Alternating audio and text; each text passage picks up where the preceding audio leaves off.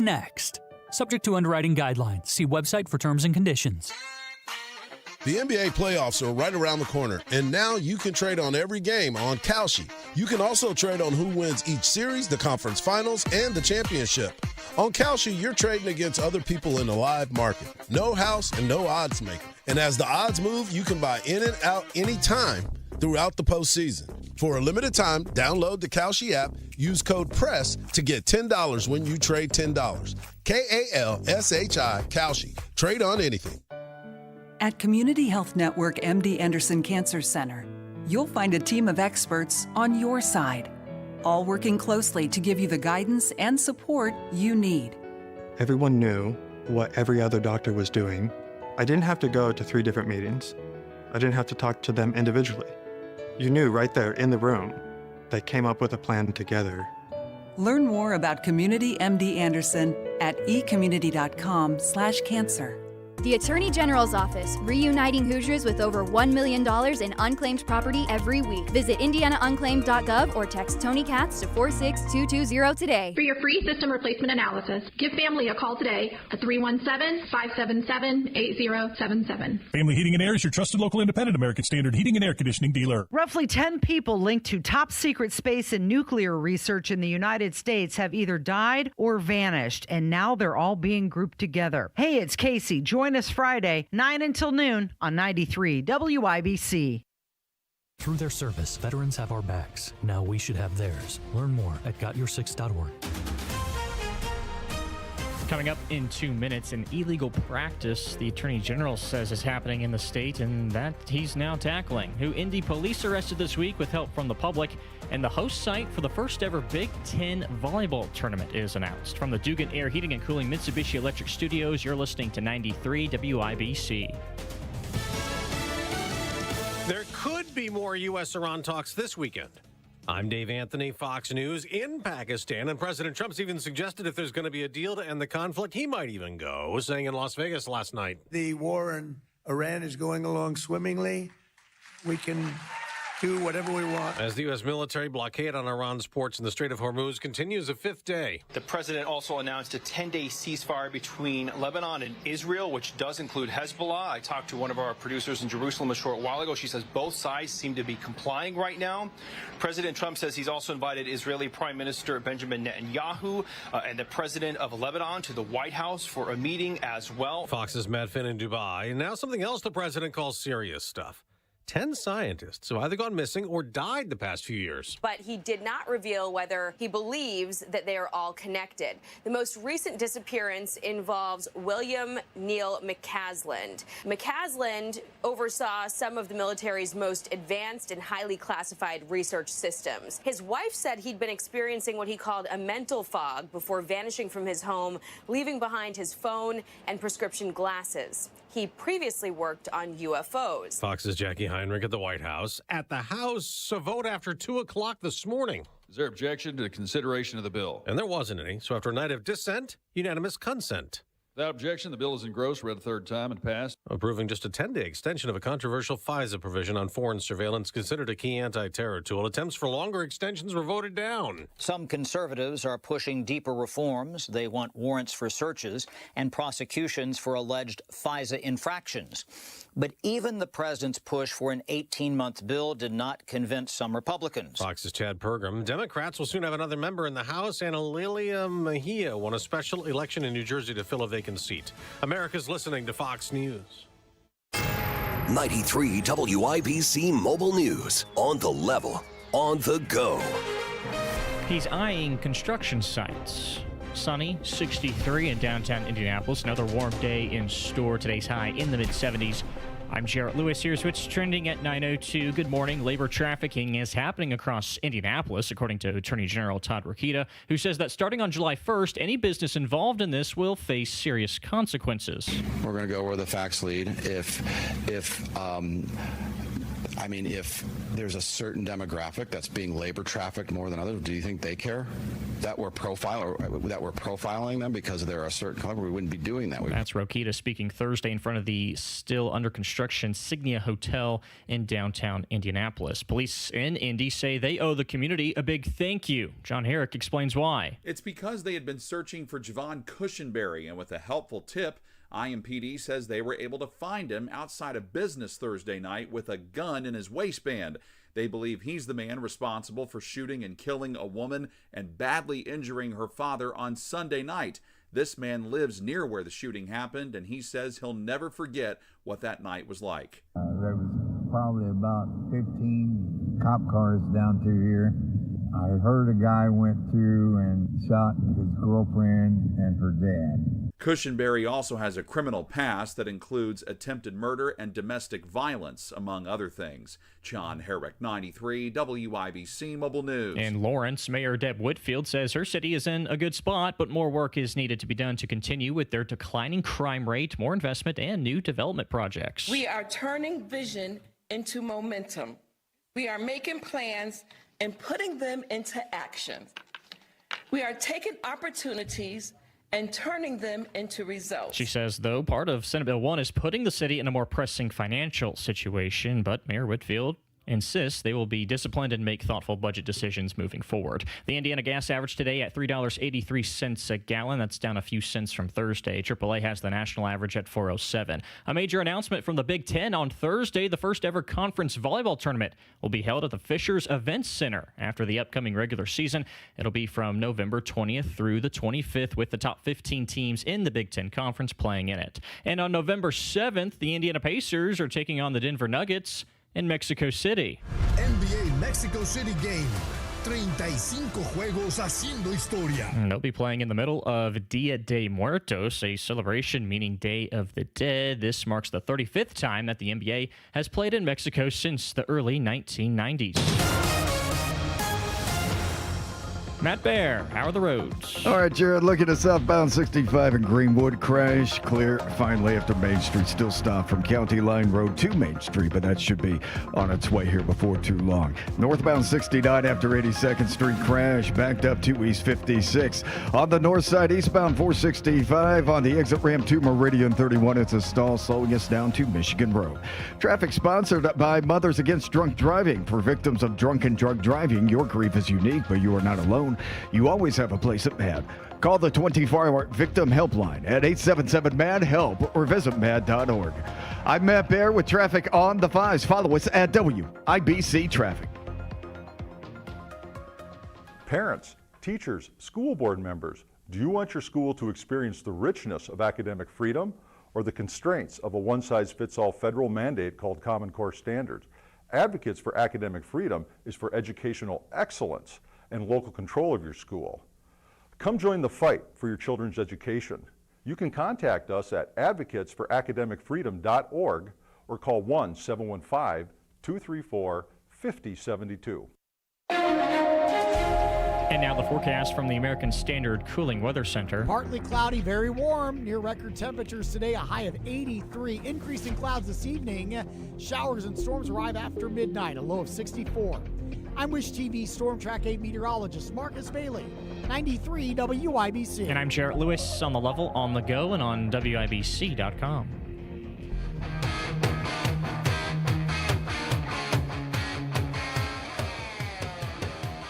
The big thing we have to do is we have to make sure that Iran does not have a nuclear weapon, because if they do, you want to talk about problems, you'd have problems. So very important is that Iran does not have a nuclear weapon, and they've agreed to that.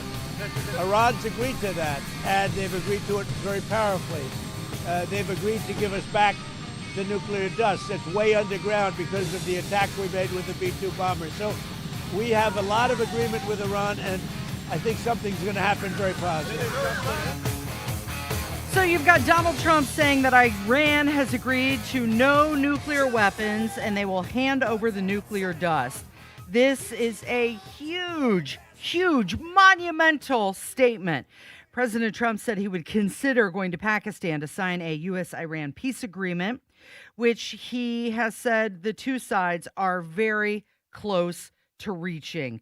This is just it's so big, just so big. It could be the single most consequential arms control development since Reagan and Gorbachev signed the INF Treaty in 1987. Good morning. It is Casey and Jim. It's 93 WIBC. Thank you so much for being here. Give yourself a pat on the back. We made it. It's Friday. Friday! Oh, thank God. Thank goodness we made it. Also on the way this morning, CNN pollster being stunned by what has always been true. For all this talk about young people in the electorate, such as myself, or at least I like to include myself in that block, it turns out that older voters, senior citizens, vote in far larger numbers. Seniors vote in every election, in every weather, regardless of the news cycle. They voted at 71% in 22, and that is when the overall turnout was much lower. Trump's approval is the highest with seniors for a 21st century president at this point in his second term, and he's holding steady with that voting block. Also on the way this morning, do we need more of Maverick? Hey, Maverick! Yeah. You hear about ice? What's that? You want another one? Really? Yeah. I feel the need for speed. Ow! Top Gun 3 is coming. Yes! At CinemaCon 26, the Paramount presentation confirmed. Top Gun 3 is officially in pre-production with a script in the works that will star Tom Cruise. Tom Cruise currently 63. If it comes out next year, he'll be 64.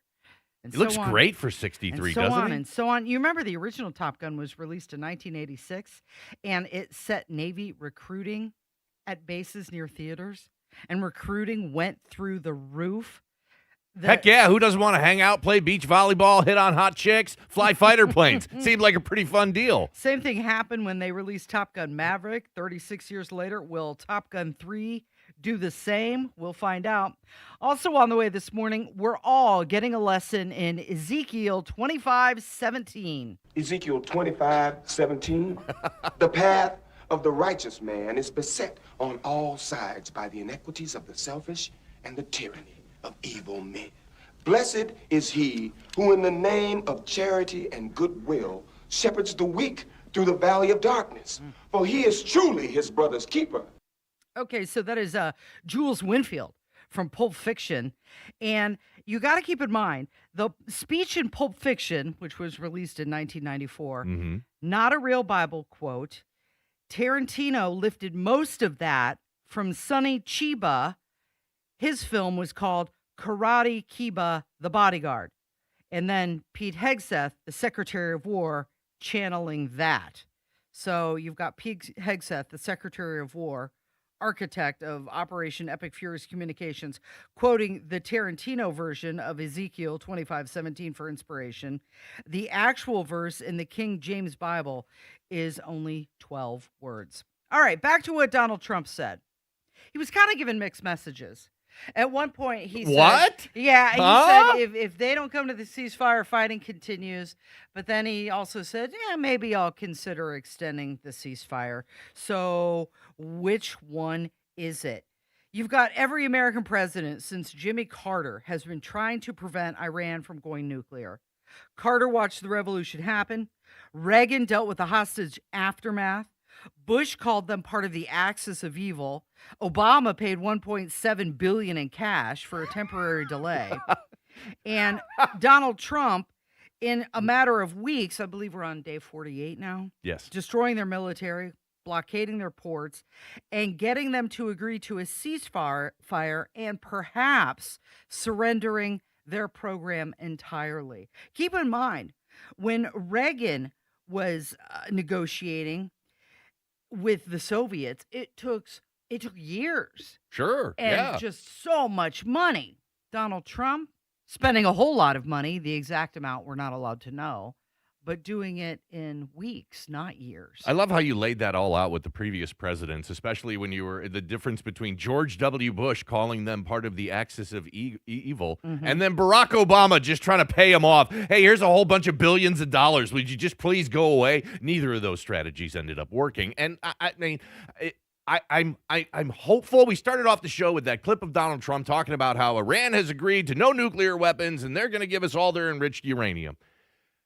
Okay. I hope that's true. Am I a cynic for not really believing anything Donald Trump says about this war right now? No, I think you're everybody else. You're No, just like everybody else. Well, It's like, hoping for the best. Yeah, just kind of fingers crossed, but just because Donald Trump says it doesn't mean it's actually going to happen or it's happening. I would like to hear somebody who might be in some position of authority in the Iranian country come out and say, yes, we have done that. But even then... Are you going to believe them? No, but at least then I've got two people, one from each side, saying the same thing. It would give it a little bit more credibility. And we've talked about this for 48 days now, that when you're at war with another country, there's a lot of misinformation being talked about. There's a lot of hyperbole. There's a lot of negotiating taking place through the media. And so everything that we hear from world leaders everywhere as it relates to this war, you've got to take with a grain of salt. So I guess at best,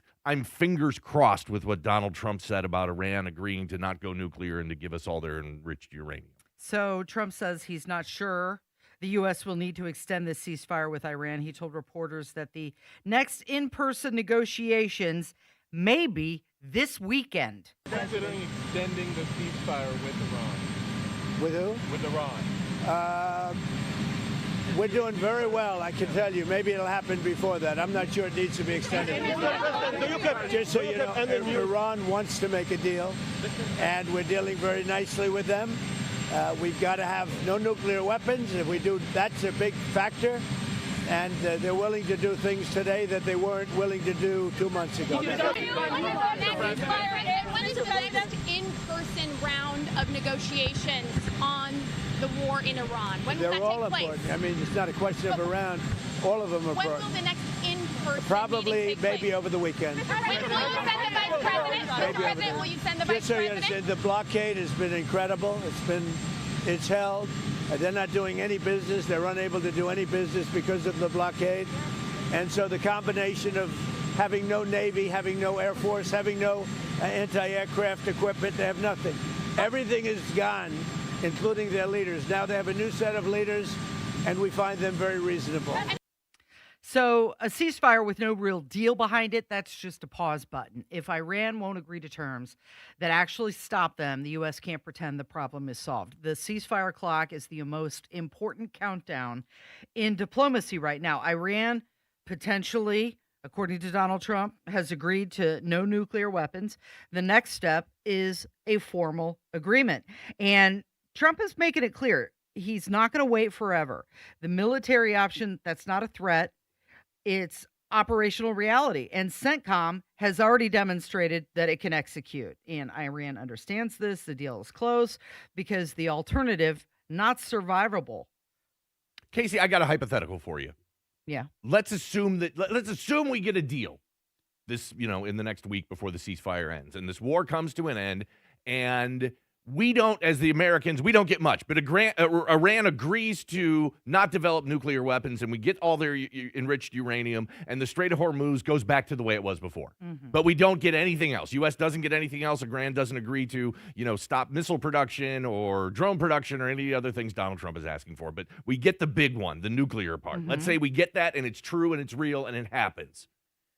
Is that a win? Is this a win? Is it worth it? Is everything that we've done worth it? Is it a win?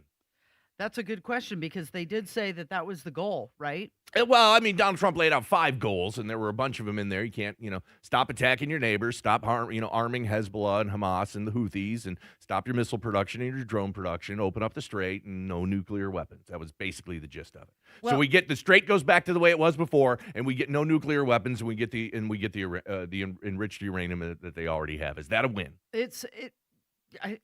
Yeah. I think it's a win. I think so. I think it's a win. Yeah. I think that's something Donald Trump. Now, look, we're talking pie in the sky here. I don't know if any of this has happened. I started out talking about how I really don't believe Donald Trump when he says that Iran has agreed to not develop nuclear weapons. But assume they did.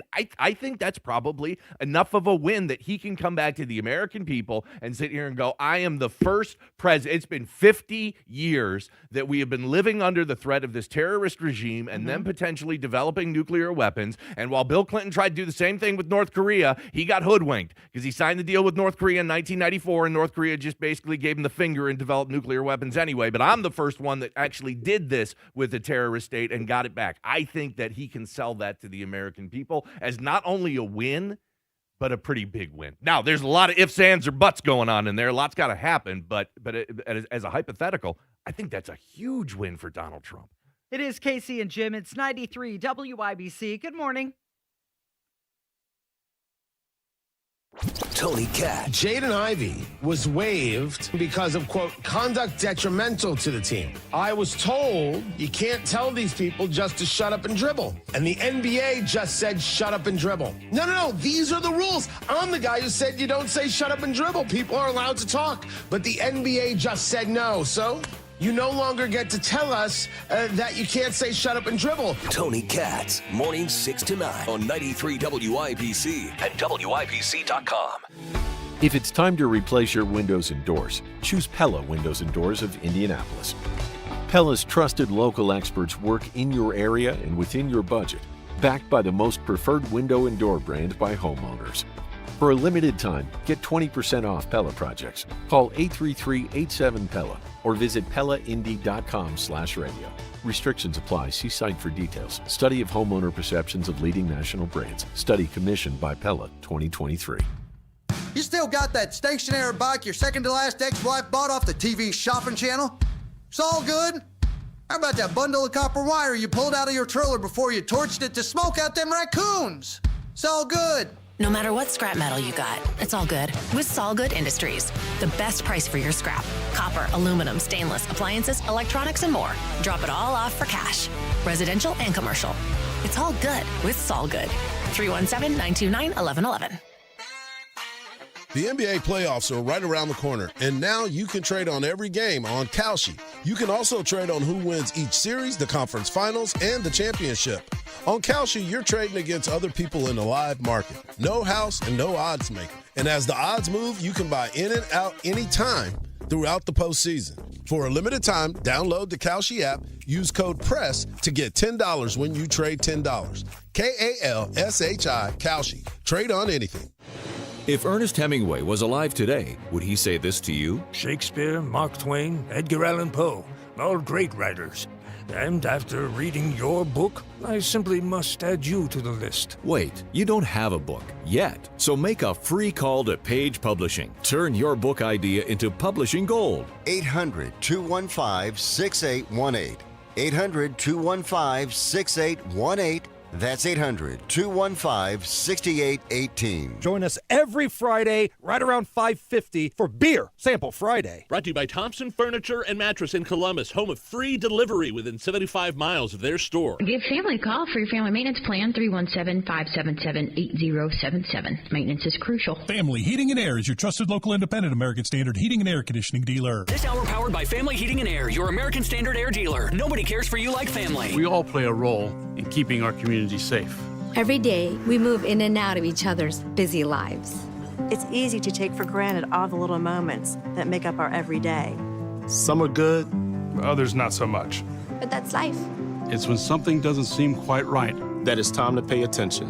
Because only you know what's not supposed to be in your everyday. So protect your everyday. If you see something suspicious, say something to local authorities.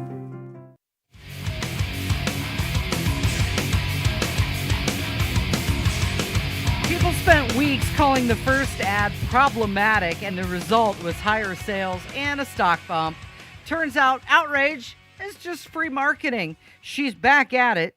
Sydney Sweeney being featured in a new ad for American Eagle. This time it is jean shorts. Now, you might remember Nike stock jumped after the Jordan deal, the Michael Jordan deal in 1985, never came back down. So now it seems like American Eagle has figured out a permanent Sydney Sweeney strategy. They have found their Michael Jordan. Look, Casey, I don't know why you keep putting these Sydney Sweeney stories on the template. I had to, but I power through. Last night I was getting ready. I watched about 2 or 3 hours of Sydney Sweeney videos online just to make sure that I was up to date on everything. She's been, you know what? She's found herself a very interesting niche to where she has turned being controversial into a massive money-making machine for her. I mean, she certainly enriched herself, but also her partners like American Eagle on this. I mean, her video ad, by the way, got 150 million views. It's only been out about a week. The American Eagle stock price has gone through the roof. She's done an amazing, and look, she's very polarizing. There's a lot of people out there that like her. There's a lot of people out there that don't like her, but it's clear that economically, she moves the needle big time. Yeah, and she's doing it again for American Eagle. And also something for good, which we'll talk about in just a sec. Here is the ad.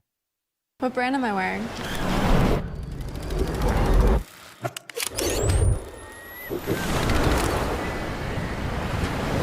Yeah, that one. American Eagle jean shorts. American Eagle jean shorts. Hey, she doesn't even have to enunciate, and people are like, "Yeah, give me more of that." What? American Can Sydney Sweeney make jean shorts cool again? I mean, jean shorts have kind of been out of fashion for a long time, but American Eagle stock's through the roof. She's making a ton of money. American Eagle's making a ton of money. Everybody's watching these videos. I'm going to guess the sales of jean shorts, at least for women from American Eagle, are probably going to go through the roof. American Eagle jean shorts. So they're pushing 200 plus short styles. Kevin is in the producer's booth laughing whenever she you said do. It like whenever that, you do. She? Whenever.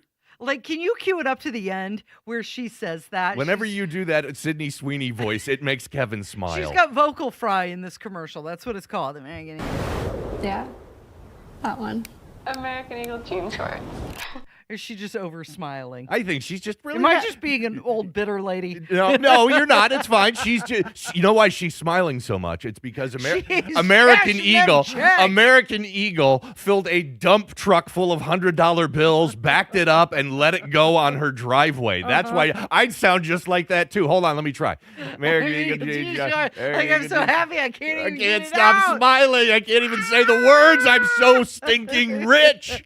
Now, something else that they're doing in the ad is it's the SID products. So you've got items that are related to SID, SYD, and 100% of these select SID sales go to a crisis text line. Now, that's the detail that is going to transform this from a standard celebrity partnership into something that actually matters beyond the commercial, and that is the good part. So the advertiser, the celebrity, the charity, they're all benefiting, and that's what functional corporate social responsibility looks like when they all partner together at the same time. Yeah, and it helps provide them some cover for the people that don't like Sydney Sweeney, because anybody that starts to whitewash, it's for charity. Exactly. Anybody that starts giving her the business about this ad or brings up the previous ad, they can sit here and go, oh, what, you hate charity now? Because that's where a bunch of this money is going straight to charity. Look, Sydney Sweeney, I mean, she had her own line of lingerie. We talked about that a few months ago. She's still knocking it out of the park for American Eagle. I don't watch the show Euphoria, but I keep seeing it on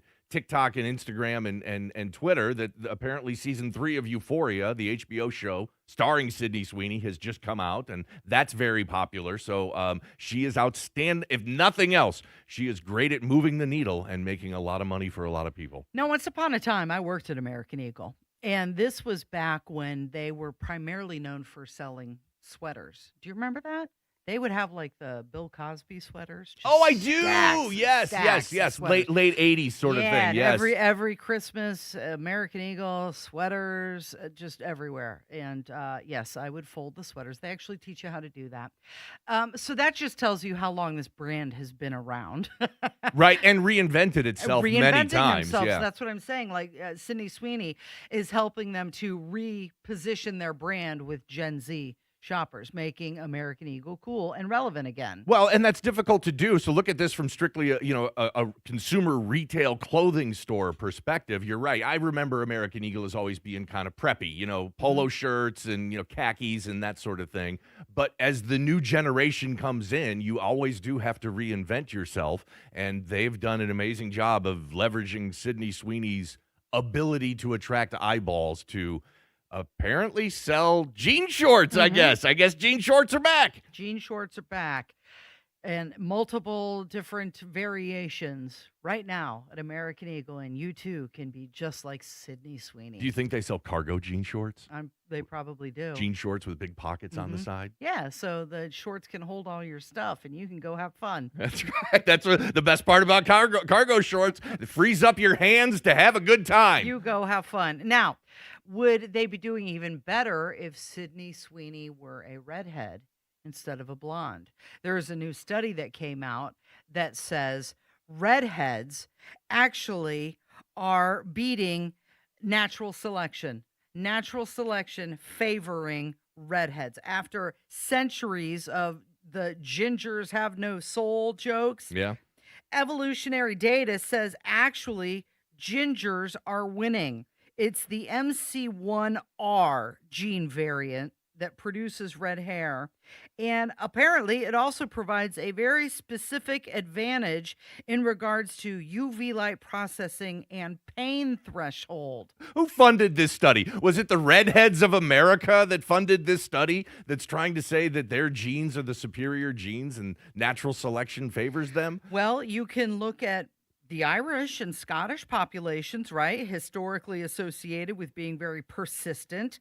Apparently, they had a biological edge the whole time. Makes sense. You know, I was born with red hair. That would explain why our daughter had red hair when That's she exactly was young. right. I was born with red hair. Didn't last very long. Turned blonde pretty darn quick. So I view myself as a ginger at my core. Even though it's not outwardly detectable, I that's the way I was born. So I still view myself as a ginger at its core. And I do have, you mentioned pain threshold. Mine is terrible. It's awful. Whenever I go to the dentist, they're always shocked at how much Novocaine they've got to give me to numb me up. And whenever I have to have pain medication, I always require more than the average person. I'm blaming it on that ginger gene, that red hair that came out when I was born. Yep. Scientists aren't 100% sure, but they're saying red hair might be an advantage, and it could just be genetically linked to something else that's beneficial. Ed Sheeran being vindicated, right? Ed Sheeran is part of natural selection in a positive sense. Who would have guessed that? Yeah, He's a great musician. I like Ed Sheeran. You're listening to Casey and Jim. It is 93 WIBC. I'm Sherry Shepard. You probably know me best as a co-host on The View. More importantly, I'm a mom. If you're pregnant or a new mom, you can get timely expert information to help keep your baby healthy, something every mother wants. Through a free service called Text for Baby, women get health tips sent directly to their cell phones to help them care for their babies through the first year. Just text BABY, B-A-B-Y, to 511411. That's BABY, B-A-B-Y, to 511411 for the health of your baby. 93 WIBC Mobile News. On the level, on the go. They're heading back home. I'm Jarrett Lewis. Here's what's trending now at 9:30. Thousands of people are returning to southern Lebanon following a 10-day ceasefire deal between the country's government and Israel. Meanwhile, the U.S. blockade of Iranian ports continues. We're on day 5 of that U.S. blockade out on the Persian Gulf behind me with no reported, major incidents. Now, ships not going to or from Iran can pass through the Strait of Hormuz. President Trump says the U.S. blockade might end up being more powerful than the bomb. The blockade is estimated to be costing Iran up to hundreds of millions of dollars in losses per day. The president says, believe it or not, the U.S. is on better terms with Iran right now. He thinks a more permanent deal is coming, and the 2-week ceasefire may not need to be extended. Fox's Matt Finn in Dubai. President Trump says he has invited Israeli Prime Minister Benjamin Netanyahu and the president of Lebanon to the White House for a discussion. The House of Representatives failing to pass 2 bills extending the FISA program, a surveillance program used by U.S. spy agencies to monitor foreign individuals for potential threats without a warrant. One of those bills extended it for 18 months. On this vote, the yeas are 197, the nays are 228. The resolution is not adopted. Without objection, a motion to reconsider is laid on the table. The other bill was a clean extension for 5 years with some reforms, but that was voted down 220 to 200. The House did pass a resolution via unanimous consent that would give lawmakers until April 30th to pass an extension. And the singer known as David is arrested in connection with the murder of a teenage girl whose dismembered body was found in the trunk of his Tesla back in September. David Burke is being held without bail in Los Angeles. Your opening bell report on 93 WIBC brought to you by Absolute Wealth Management. The Dow's up 564 points, 48,000. 7.578. The S&P 500 also in the green. It's up 60 points, 7,041. And the NASDAQ going up 268 points to 26,333. I'm Jarrett Lewis on The Level, on the go, and on WIBC.com. Time now for the Retirement Report with Casey Weed. Megan Mozak here with financial advisor Casey Weed, founder and CEO with Howard Bailey Financial. Volatility in the markets can make for some sleepless nights for people worried about their retirement money. Casey, what advice do you have to help us get through these volatile times? Well, remember, Megan, markets cycle, so volatility is normal. If you're worried, you probably don't have a plan. A risk analysis can help you determine if you're overexposed to market risk. A retirement advisor can help you make adjustments so your allocation matches your goals and your comfort level. If you're worried about volatility in the markets, you probably don't have a plan, but we have a great resource to help our listeners today. We call it the Retire with Purpose Toolkit, and you can get it by calling or texting KIT to 888-494-5004. My team helped to put this together just for you, and it's complimentary. The center of it is a copy of my latest book, Job Optional. It has chapters on everything from investments to Social Security to income planning. We also include guides on other big topics like long-term care and strategies for helping to reduce your taxes in retirement. Just call or text KIT, K-I-T, to 888-494-5004, 888-494-5004. Take advantage of this offer and get your Retire with Purpose Toolkit today. Just text KIT to 888-494-5004. The team at Howard Bailey Financial will get your Retire with Purpose Toolkit to you right away. So simply call or text KIT to 888-494-5004. Howard Bailey Securities LLC is an independent financial services firm and uses a variety of different investment strategies. This is prepared for informational purposes only. It does not address specific investment objectives or the financial situation. Firm does not provide tax services. Nobody cares for you like family. Family Heating and Air. We set out to be the very best of the best, and past couple years we've actually achieved that. For all of the state of Indiana, we've been awarded the Dealer of the Year award twice now. Unlike other brands, that only gets handed to one dealer every year, and we're very proud to have won that twice. Put the best to work for you at FamilyHVAC.net. Family Heating and Air is your trusted local independent American Standard heating and air conditioning dealer. It's just alcohol. Everybody drinks. You may have already heard this statement from your teen. I'm Tammy Silverman with Indiana Youth Institute. Alcohol is a substance most commonly abused by teens. Survey data shows that 2 in 10 Indiana high school students reported drinking in the past month, and more than half of Hoosier teens say it would be easy to get alcohol. How do you talk with your teen about alcohol use, especially if they see peers or adults drinking? First, understand that your child may point out contradictions in our society's views on alcohol. It's okay to acknowledge those facts. Talk with your teen about the many risks of alcohol use. During your conversation, you can both validate their views and uphold your family values. You are the first line of defense against alcohol abuse, so don't be afraid to talk to your teen. What you say has a big influence on their decision to drink or not. This Kids Count Minute is a message from Indiana Youth Institute. For more parent tips, visit IYI.org. Kids count on you. In today's fast-moving job market, staying ahead means keeping your skills sharp. At University of Maryland Global Campus, we help keep your capabilities cutting edge with our skills-based education programs designed to move your career forward. Explore more than 135 degrees and certificates in business, cybersecurity, and more. Apply now and save with no application fee. Classes start May 13th. Learn more at umgc.edu. Certified to operate in Virginia by Chev. Breaking news for your home. Way Day. Wayfair's big sale is almost here, and you can score the best deals in home. Like up to 80% off everything home. Yes, you heard that right. 80% off with free shipping on everything. Plus surprise flash deals all Way Day long. We're talking outdoor furniture and essentials, rugs, and more. All at Wayfair, and all up to 80% off during Way Day. Shop Wayfair's Way Day from April 25th through 27th. Wayfair, every style, every home. There are these 10 missing scientists with access to classified stuff, nuclear material, aerospace. They've all gone missing or turned up dead in the last couple months.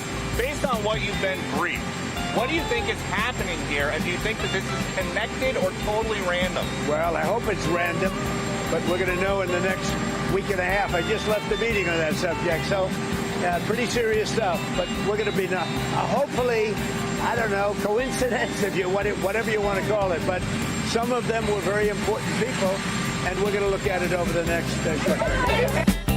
So you've got the President of the United States announcing that he was briefed on an investigation into 10, some reporting now 11 scientists, all with access to classified UFO, nuclear, and aerospace information who have gone missing or turned up dead. I think you can safely say this is no longer a conspiracy theory when you have the president confirming there's an active investigation into this. Yeah, and this story. So let's talk about the facts in this. There's no confirmed link between any of these cases for now. So it's good that they're investigating it, because if there is a link there, we certainly want to see it. And look, the government's lied to us for enough decades now that, we're smart enough to know, okay, something's going on here, or at the very least, we should look and see if something's going on here. It is a little interesting. Now, this 11th person that has come out in the last day or two, it turns out that she passed away several years ago. I think in 2022 is when that happened. And so they're kind of like rolling that person into this list of people that have been more recent. So that may be a little bit of a stretch, maybe not. That, again, that's why an investigation is good. But look, as Americans right now, I mean, we can see patterns develop. We're hypersensitive. I said this before. We're in the golden age of conspiracy theories because so many of them that seemed like crazy, whacked out conspiracy theories years ago have turned out to be true. So you got to cut us some slack on this one. We really don't trust our government right now. And when we see patterns like this, we're going to start to make assumptions. So you've got a White House official commenting on missing and dead scientists with classified aerospace access. That's the kind of statement that in any other time would have been a top story on every network for a week. But here we are in April of 2026, and this is competing now with Iran nuclear agreements and a Lebanon ceasefire, all of it competing for attention. The breadth of what is happening simultaneously is extraordinary. Are you saying you're a little bit newsed out these days? Well, it is Friday, and by this point in the week, it's like, oh my gosh, there's so much. And just the rapid response of how quickly it is all coming out is extraordinary. I mean, it really is amazing. The news cycle is on steroids right now. Yeah, and a large part of that is by design by Donald Trump. We talked about this earlier this week. Donald Trump has publicly talked about this, or at least his staff has, that he came into office in 2025 with a strategy, and that was he was going to overwhelm every single news cycle. And, sometimes it's going to be huge geopolitical stories like Iran or, snatching Maduro from Venezuela, and other times it's just going to be him retweeting memes of AI images depicting him as Jesus. It's Donald Trump's strategy, and here's the reason behind that. Donald Trump knows that the liberals and the Democrats and the media are out to get him. Well, the typical way they get Donald Trump or they get any political figure they don't like is that when something happens, it takes them a day or two to come up with a narrative about that they like, and then it takes them a few more days to distribute that narrative via the media and get everybody to buy into it. Well, shoot, by that time, we're talking 3, 4, 5 days for that to happen. By that time, Donald Trump has introduced 7 or 8 new, more crazy things into the media cycle. So you're not crazy. The media cycle and the news cycle is on steroids. It is moving at an incredible pace, and it is, from Donald Trump's perspective at least, by design. That's exactly what he wanted. He keeps saying, we only got a couple years. Let's get it all done now. So the Pentagon now is being accused by some of a cover-up. This after they missed their deadline to release certain UFO videos.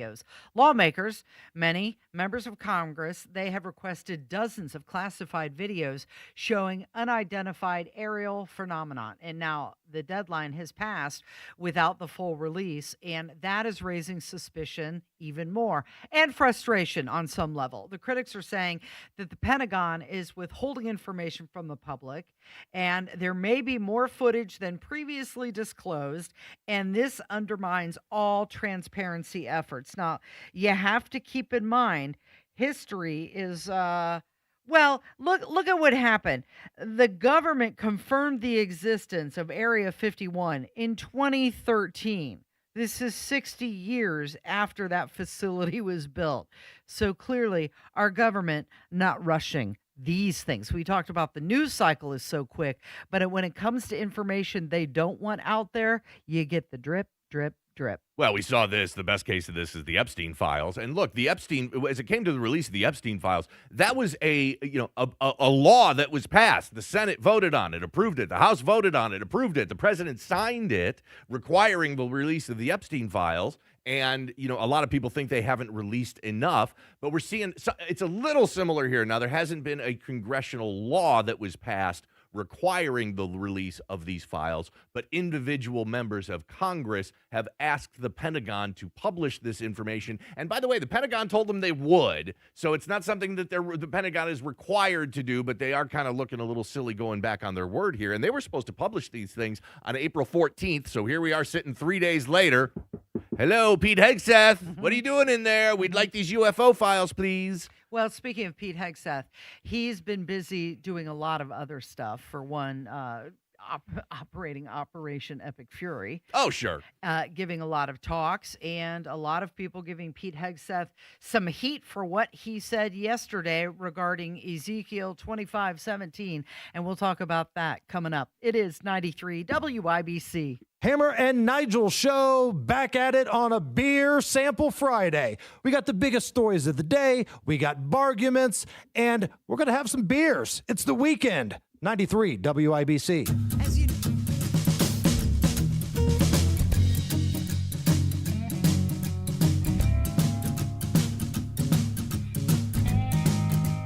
LD Smith Plumbing. A dirty, stinking honest. Spring showers might bring flowers, but they can also bring roof leaks. Strong winds, heavy rain can expose hidden damage, leading to costly water issues inside your home. And the longer you wait, the worse it gets. Water seeping into your attic, walls, insulation causing mold and rot, expensive structural damage. The good news is that Moss Roofing offers free inspections right now. Whether it's a small leak or a big roofing concern, their expert team will assess the damage and provide reliable, cost-effective solutions. With over 35 years of experience, Moss Roofing knows how to protect your home from the unpredictable spring weather. So don't wait for a minor drip to turn into a major repair. For top-notch roofing services, trust who I trust. Moss Roofing, to keep you dry this spring. For a job done right every single time, visit mossroofing.com or call 317-747-3665. That's mossroofing.com, 317-747-3665. And let them know Tony Katz sent you. MOSS, mossroofing.com.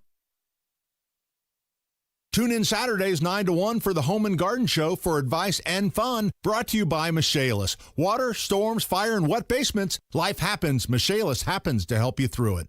As you know, I had my garage floor coated with Galaxy concrete coatings a while back, and like anyone, I did some homework before I said, let's do this. Here are some things that I found out. First, Galaxy concrete coatings is local and ready to give you and all of Indianapolis a transformation. Next, Galaxy concrete coatings is 4 times stronger than epoxy, and it's designed to not only work in your garage, but they can also use it on driveways, walkways, around your pool or patio. With it being UV resistant, it will not yellow.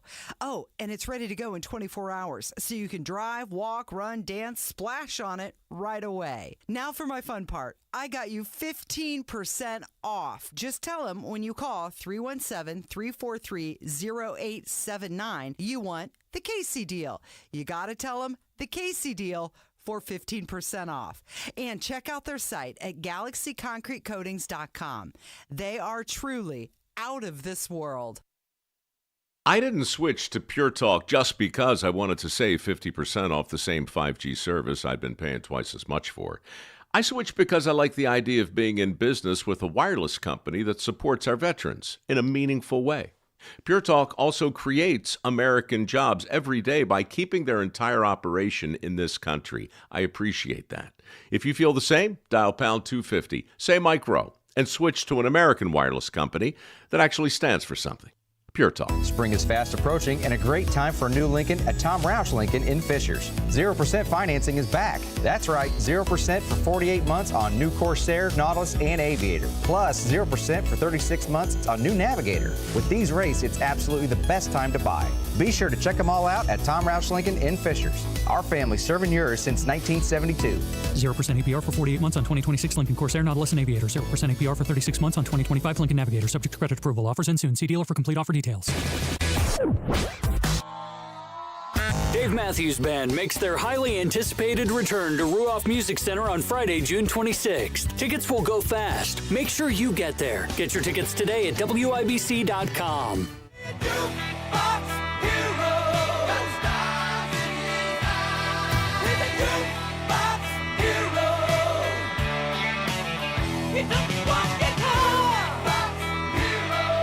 So the conversation between Donald Trump and Pope Leo XIV keeps going.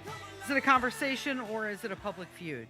Trump has attacked the Pope, also posted controversial AI images. The Pope has been critical of what's going on in Iran and calling for peace. Trump has been pushing back, saying the Pope should stay out of politics, and on it goes. Pope Leo warning about tyrants in Cameroon.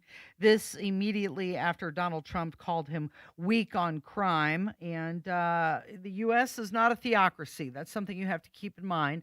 Donald Trump is a political figure. Pope Leo is a religious figure. Yeah, and the other part of this is the Pope kind of started it. I mean, he was the one that came out, and initially it wasn't like Trump started throwing bombs at Pope Leo XIV. No, Pope Leo XIV came out and started talking about how he didn't like the way things were going in Iran, made a lot of criticisms and veiled criticisms toward Donald Trump as part of all of this. And I think and look, I like Donald Trump. I like Pope Leo XIV.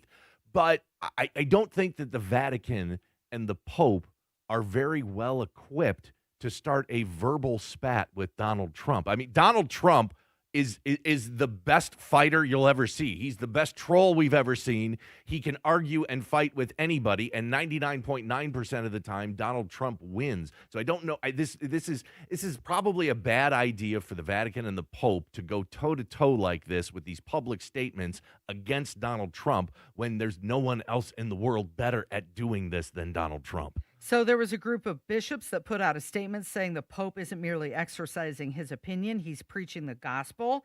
And Donald Trump was asked about this, and here's his answer. There's a group of bishops that did put out a statement saying the Pope isn't merely exercising his opinion, he's preaching the gospel. I mean, what do you say to people that do this? Well, I want him to preach the gospel. I'm all about the gospel, but I also know that you cannot let a certain country, which is a very mean-spirited country, have a nuclear weapon. If they did, they would use it, and I think they'd use it quickly, and they would kill many millions of people. So, the Pope could disagree with me on that, but certainly we're allowed to have that. I'm all about the gospel. I'm about it as much as anybody can be, but I can't allow, as President of the United States of America, I can't allow Iran to have a nuclear weapon. And here's the story. They won't have. They've already agreed not to have. That's good news, and I think the Pope will be very happy. So he's not opposing the gospel. He's arguing that preventing a nuclear Iran is consistent with the gospel's broader obligation to human flourishing and safety. The distinction between preaching the gospel and using gospel language to protect a nuclear program is real. Trump, I believe, is drawing it correctly, even if imperfectly. I mean, it makes me think back to the days of Pope John Paul II when I was a kid, and how he and Margaret Thatcher and Ronald Reagan, kind of formed this strategic alliance to do what they could to bring down the Soviet Union. They viewed the Soviet Union as evil and wanted that regime to end and for something new to come of it. And Pope John Paul II was a big part in that, if nothing else, just from the way he carried himself and the words that he spoke. I do think it's interesting here that Pope Leo XIV didn't come out nearly as strong against the killings, the mass killings against Iranian protesters, the executions against Iranian protesters that happened in the last few months. He made some veiled comments against those, but he's coming out pretty hard now against Donald Trump. I mean, I get that if you don't like what Donald Trump is doing, that's one thing. But I think everybody agrees that Iran was an evil terrorist state that could never be allowed to get a nuclear weapon. It just doesn't seem like a smart argument that the Pope and the Vatican are making here. So now you've got Pete Hegseth, the Secretary of War, who sparked some controversy. This after quoting what he it was not the full Bible verse of Ezekiel 25:17. It was part of it. Now, here's the arc of this quote. It came from Sonny Chiba, a film called Karate Kiba, The Bodyguard, and then Quentin Tarantino used part of it and expanded on it in Pulp Fiction. And now you've got the Secretary of War using it that the Combat Search and Rescue Team used when they were searching for downed airmen. He's not saying this comes directly from the Bible. He's using it, he's channeling it as a prayer. This is what he said. This prayer was recited by Sandy 1, which is one of the Sandys, to all Sandys, all those A-10 crews, prior to all CSAR missions, but especially this CSAR mission that happened in real time. They call it CSAR 25:17, which I think is meant to reflect Ezekiel 25:17. So the prayer is CSAR 25:17, and it reads, and pray with me, please. The path of the downed aviator is beset on all sides by the iniquities of the selfish and the tyranny of evil men. Blessed is he who, in the name of camaraderie and duty, shepherd the lost through the valley of darkness, for he is truly his brother's keeper and the finder of lost children. And I will strike down upon thee with great vengeance and furious anger those who attempt to capture and destroy my brother.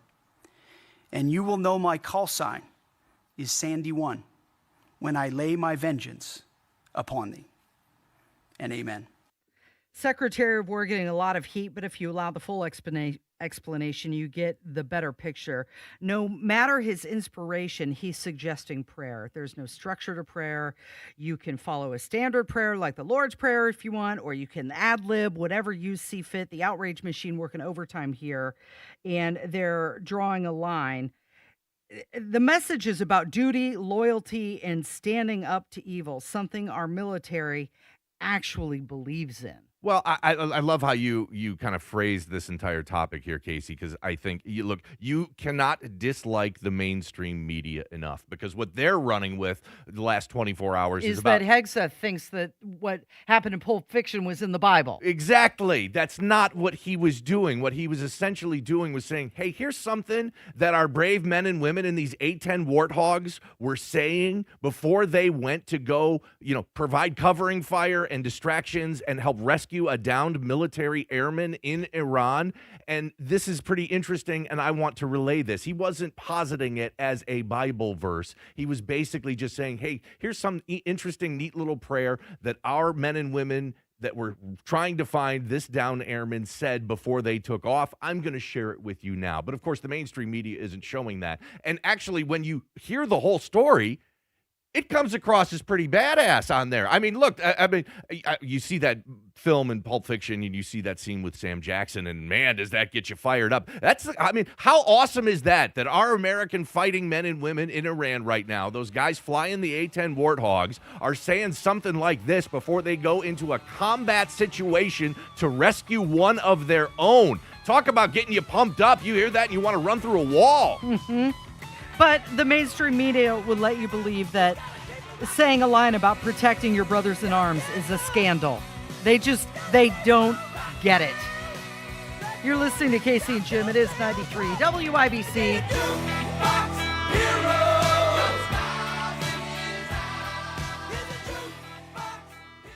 Hi, I'm Bart Zimmerman, General Manager of Great Lakes Honda of Fishers. We keep things light around here. No pressure, no hassle. But we're always serious about what matters, like delivering real value with reliable Hondas at great prices, and making sure every customer feels comfortable and appreciated. So yes, we have fun, but we're here to take good care of you. Come in for the Honda Spring event going on now. Great cars, great people, Great Lakes. Veterans and active duty service members, when your call to service ends, your mission doesn't have to. Go from GI to IT in just a few months at My Computer Career. Prepare for a high-demand career in cybersecurity, protecting people, systems, and institutions from real cyber threats. Cyber warriors are needed now. Will you answer the call? Go to mycomputercareer.edu/CWP to learn more. That's mycomputercareer.edu/CWP, an elite CompTIA certification partner. VA education benefits are available to those who qualify. Nobody cares for you like family. Family Heating and Air. Hi, this is Malia with Family Heating and Air, and as a mom myself, I know it's really important to keep the kiddos healthy. Air quality, humidity, those are super big issues on my concern list. If you share any of these concerns, give family a call, 317-577-8077. Family Heating and Air is your trusted local independent American Standard heating and air conditioning dealer. Join us every Friday right around 5:50 for Beer Sample Friday. Brought to you by Thompson Furniture and Mattress in Columbus, home of free delivery within 75 miles of their store. Jeff Thompson grew up on his family farm. Long days, hard work, and the kind of responsibility you don't learn from a book. He baled hay to put himself through Purdue and continued for years helping run the family's livestock and crop operation. When he wasn't in the field, Jeff was in the classroom, teaching chemistry, physics, and math, and raising 6 kids alongside his wife, Michelle. Faith, family, hard work, and lifelong learning. That's Jeff's foundation. In the State House, Jeff Thompson brings those same values to work every day. A conservative who believes in balanced budgets, protecting taxpayers, and empowering parents. This year, Jeff passed a bill to save homeowners over $1.3 billion in property taxes over the next 3 years. From the farm, to the classroom, to the State House, Jeff Thompson never forgets where he came from or who he's fighting for. Conservative, proven. Vote Jeff Thompson for state representative. Paid for by Citizens for Jeff Thompson. I know that hiring can be challenging. You sort through tons of resumes and you get too many so-so applicants. You're just waiting for someone to match your role perfectly. Well, now, there's a place where you can meet them fast. ZipRecruiter. Need to hire right away. Start your search for strong candidates. The right fit awaits. Build your team. Build it sooner. Meet your match on ZipRecruiter. Just head to ZipRecruiter.com/free right now to try it for free. And you're on your way to meeting your match. 4 out of 5 employers who post on ZipRecruiter get a quality candidate within the first day. So try it now. Go to ZipRecruiter.com/free. Once again, that's ZipRecruiter.com/free. Meet your match on ZipRecruiter. Try it free. In 2 minutes from the Dugan Air Heating and Cooling Mitsubishi Electric Studios, how many arrests IMPD made recently during a special operation, where Indy officers found a man wanted for murder, and where the Pacers will be playing a special regular season game next season. That and more after Fox News. You're listening to 93 WIBC, WIBC HD1 Indianapolis. It's 10 o'clock. This is a Fox News alert. Oil prices are plunging, stocks are surging. I'm Dave Anthony. As the financial markets react to what President Trump just touted on Truth Social, that Iran says the Strait of Hormuz is fully open for shipping. He also, though, wrote that the U.S. military blockade on Iran's ports will remain in full force and effect until they make a deal to end the conflict. Fox's Matt Finn reports from Dubai. Iran was reportedly asking for a ceasefire between Israel and Lebanon as part of its requirements for some type of peace deal with the United States. Now that the president announced that 10-day ceasefire between Israel and Lebanon yesterday, moments ago, the foreign minister of Iran announced that the Strait of Hormuz, behind me in the distance in the Persian Gulf, is declared completely open for the remaining period of the ceasefire. That has sent the Dow up 735 points, oil prices down almost 11%. The Senate is about to meet this hour to consider what the House approved at 2 o'clock this morning, a short-term extension of a controversial FISA provision considered an anti-terror tool allowing foreign surveillance. House Republicans wanted an 18-month extension. Overnight, the House blocked a 5-year reauthorization, so they settled on a Band-Aid. The House renewed the spy program until the end of the month. Fox's Chad Pergam at the Capitol. Some lawmakers fear that surveillance infringes on Americans' privacy rights. Another progressive is going to Congress. We are at a turning point in this nation, my people. Do you feel it? Do you want it? Anna Lilia Mejia, backed by Bernie Sanders, won a special election in New Jersey for the House seat vacant since Democrat Mikey Sherrill became governor. Mejia beat Republican Joe Hathaway by 20 points. President Trump goes to Arizona today, attending a Turning Point USA event more than 7 months after the conservative group's leader, Charlie Kirk, was murdered. And Kirk's alleged assassin, Tyler Robinson, goes to court today for another hearing. His lawyers are seeking a delay in the case. America's listening to Fox News. 93 WIBC Mobile News. On the level, on the go. Catching some of the worst in Indy.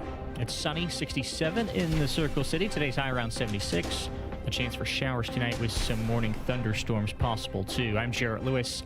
It's 10:02. This report is brought to you by Window Nation. The results are in for a multi-day operation from IMPD. More than 100 people arrested with nearly 3 dozen firearms, some narcotics, and other evidence also recovered. Operation Guardian was established by Deputy Chief Adams through the Covert Operations Branch to focus on the most wanted violent people in Marion County. That's IMPD Captain Brady Ball. Police found around 250 grams of fentanyl and about 350 grams of cocaine through their efforts. Captain Ball said the total number of violent offenders arrested was 133. A man wanted for murder in Indianapolis captured Thursday night. Javon Cushenberry is the man IMPD believed shot and killed a woman and critically injured her father this past Sunday. A reward was being offered for his capture, and he was found outside a business on West Washington Street near another business. This man says he called 911 after he saw the father outside not long after being shot. And I said, "Are you okay?" He said, "No, I've been shot 6 or 7 times. Call 911. My daughter's in the house. My daughter's in the house.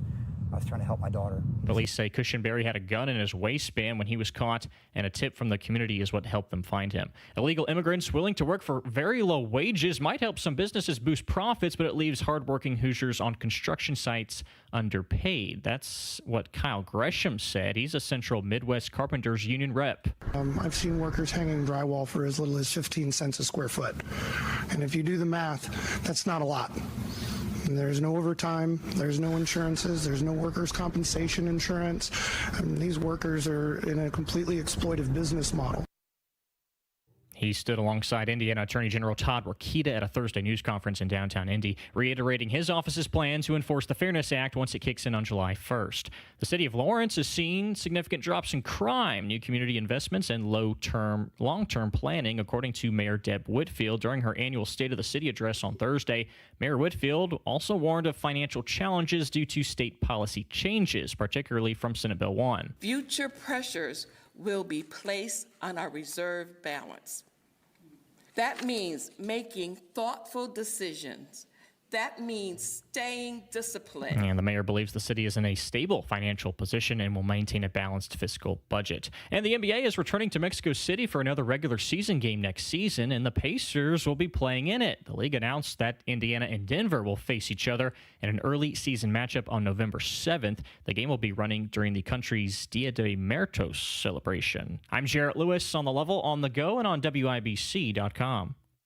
Hammer and Nigel here for Window Nation. Spring has arrived, and it'll be a great time to open your windows. And wait, your windows won't open easily? Is that what you're telling me? They leak when it rains? They have cracked glass, or they need repainting again? Getting top-quality custom-fit windows from Window Nation is easy and affordable. Right now, during the More You Buy, the More You Save sale, you could save up to 50% off all your windows. Plus, you could get them with 0 interest for 5 years. With Window Nation, you'll get windows that easily slide open and close. They're made with top quality seals, so they won't leak when it's rainy or windy. And unlike other windows, they're maintenance free.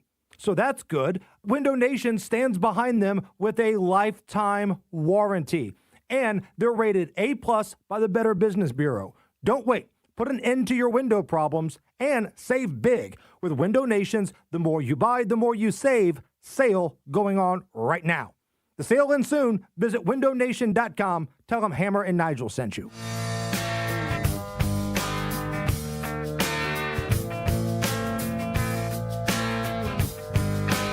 The November 26 midterm elections are going to be a vital moment for older Americans specifically. 36 governors, 35 senators, and all 435 members of the House of Representatives will be elected or reelected. And clearly, they're going to have a lot to say about the policies shaping the lives of the 50-plus crowd. And for all the talk we hear about young voters, seniors are far more reliable. They're a large voting bloc still. And guess what? They all still approve of Donald Trump. I'll answer your question, Mr. Berman, and that is because President Trump is more than holding his own amongst a very large portion of the electorate, a very reliable voting bloc, and that is senior citizens. Take a look here, okay? Trump's approval rating, age 65 plus. In March of 2025, 46%. Look at where it is now. It's basically the same. Seniors have not moved. He's at 44% now. And the key nugget here is for all this talk about young people in the electorate, such as myself, or at least I like to include myself in that block, it turns out that older voters, senior citizens, vote in far larger numbers. So Republicans look at this number and they say, hey, you know what? We can actually potentially do some real damage, or at least hold our own in the midterms, because President Trump is holding his own with this very important voting bloc. So how does that number 44% compare historically to other presidents? Okay, this is where it gets even more interesting. It turns out if you look at all the 21st century second-term presidents, and you look at senior citizens, Trump actually has the best approval rating at this point in the second term of all of them. Donald Trump at 44%. Obama was under 40% at 39%. George W. Bush was way down there at 34%. So Donald Trump is beating other presidents this century at this point in their second term, beating all of them, and therefore, as I said, holding his own amongst a very key voting bloc. The President of the United States and the White House should like this number, especially compared to Obama, who Trump, of course, always likes to beat. Yeah, so you've got Trump sitting at 44%. Obama at this point in history was at 39%, and Bush was at 34%. So Trump's approval is the highest with seniors for a 21st century president at this point in a second term, holding steady. And it is a big reason why the Democrats taking back the Senate isn't going to be as easy as they like you to believe. Nothing gives the mainstream media a news boner more than talking about the youth vote. Every single election, the mainstream, the youth vote. No, this is the youth are going to turn this election. It's all about the youth vote. They're going to come out and vote this time. The youth never vote. You want to know, in the last 25 years, the best election that the youth vote turned out for, it was 2020, and they did a whopping 51%. You know how many seniors turned out that exact same year? 75%. Government and voting is for old people. Old people, they love it. The old people love voting. They love voting, and they love government, because not only do old people love voting, but they love serving in government. So right now in Congress, about 50% of Congress is over the age of 65. And if you go down to 50, you sit here and say people over 50 in Congress, that's 75% of Congress. Government and voting is for old people. So who do you think politicians are going to listen to? It's their best customer base. If politics was a business, they would put all of their effort into attracting old people, because that's the massive customer base. Why would you mess around with young people? They never show up to vote. They're not represented in Congress. And you'll get the argument back from some people in the media and the youth, and they'll say, well, if politicians talked about things and did things that young people care about, maybe they'd go out and vote and participate. That's not how it works. This is America. You want something, you got to go out and get it. Nobody's going to give it to you, especially when it comes to political power. Are you kidding me? You think old people are just going to freely give away their political power to youth? No, they're going to white knuckle and hold on to that like it's the only thing that's still keeping them alive. And it might be the only thing that's still keeping them alive. Old people vote. Old people serve in Congress. If you want to change that, you got to get off your ass and vote and participate. And the youth never, ever have. Okay, so it's especially apparent that older Catholics like Donald Trump. The ABC News exit poll said that 59% of Catholics voted for Trump in 24 compared to 39% voted for Kamala Harris. And more recently, a new CBS poll shows that 58% of Catholics approve of President Trump's overall job performance. And this is just recent. This is on the heels of what's going on with his disagreement with Pope Leo XIV. Now, not to be contrary to what you just said, because there are the critics who don't like Donald Trump. They have the Trump derangement syndrome, and they're, oh, these boomers. If these boomers would just get out of the way, we can change everything. Well, it was the Gen X group and also Gen Z males that put Trump over the finish line this second term. But maybe swing voters, sure, absolutely. But the base certainly is old people and old people over 65. And Donald Trump, I think it's very interesting that you talked about the Catholic approval rating with Donald Trump. Catholic old voters, that's the sweet spot for him. And from what I've seen, and there's been kind of two parallel tracks here. There's Trump's fight with Pope Leo, his verbal spats that he's having with him. And then there's the issue of Trump depicting himself as Jesus and putting that out there on social media. When it comes to Trump putting himself out there as Jesus on social media, it was really more the evangelicals that had a problem with that. The Catholics, for the most part, at least based on social media reaction, were kind of like, that's just Trump being Trump. That's what he does. So you've got Harry Eaton from CNN, and he's a pretty honest pollster, actually, believe it or not, on CNN. This is a man who admitted on air when his party's preferred narrative wasn't supported by the numbers that, well, this is the way it is. So it wasn't him trying to sway the numbers. That was just the data. It wasn't what he wanted to see, and he admitted that. You know what? I'm glad you mentioned that, because Harry Eaton, he's the big data guy at CNN. So whenever they've got the polling and he sits up there at the big screen and he's always circling numbers. It's not spin. No, he does. He actually, it's a little weird. I might feel a little dirty after I say this. But Harry Eaton at CNN is actually really good, because he will go out there and spit the truth and talk about the data and talk about the numbers, even if it is contrary to what we know CNN wants, which is the downfall of Donald Trump. So the Pentagon is now discussing a new defense funding request. This is tied to what's going on with Iran. They want a very large supplemental funding request, around $200 billion. And this is to sustain the current military operations, also replenish weapons and ammunition stockpiles, and also support the continued readiness in the conflict. But you had the White House budget director. He was discussing the current cost, what we've spent, to the senators, and he did not tell them the bottom line. That seems to be a bit of an issue, because you've got Article 1, Section 9 of the Constitution, which does give Congress control over spending.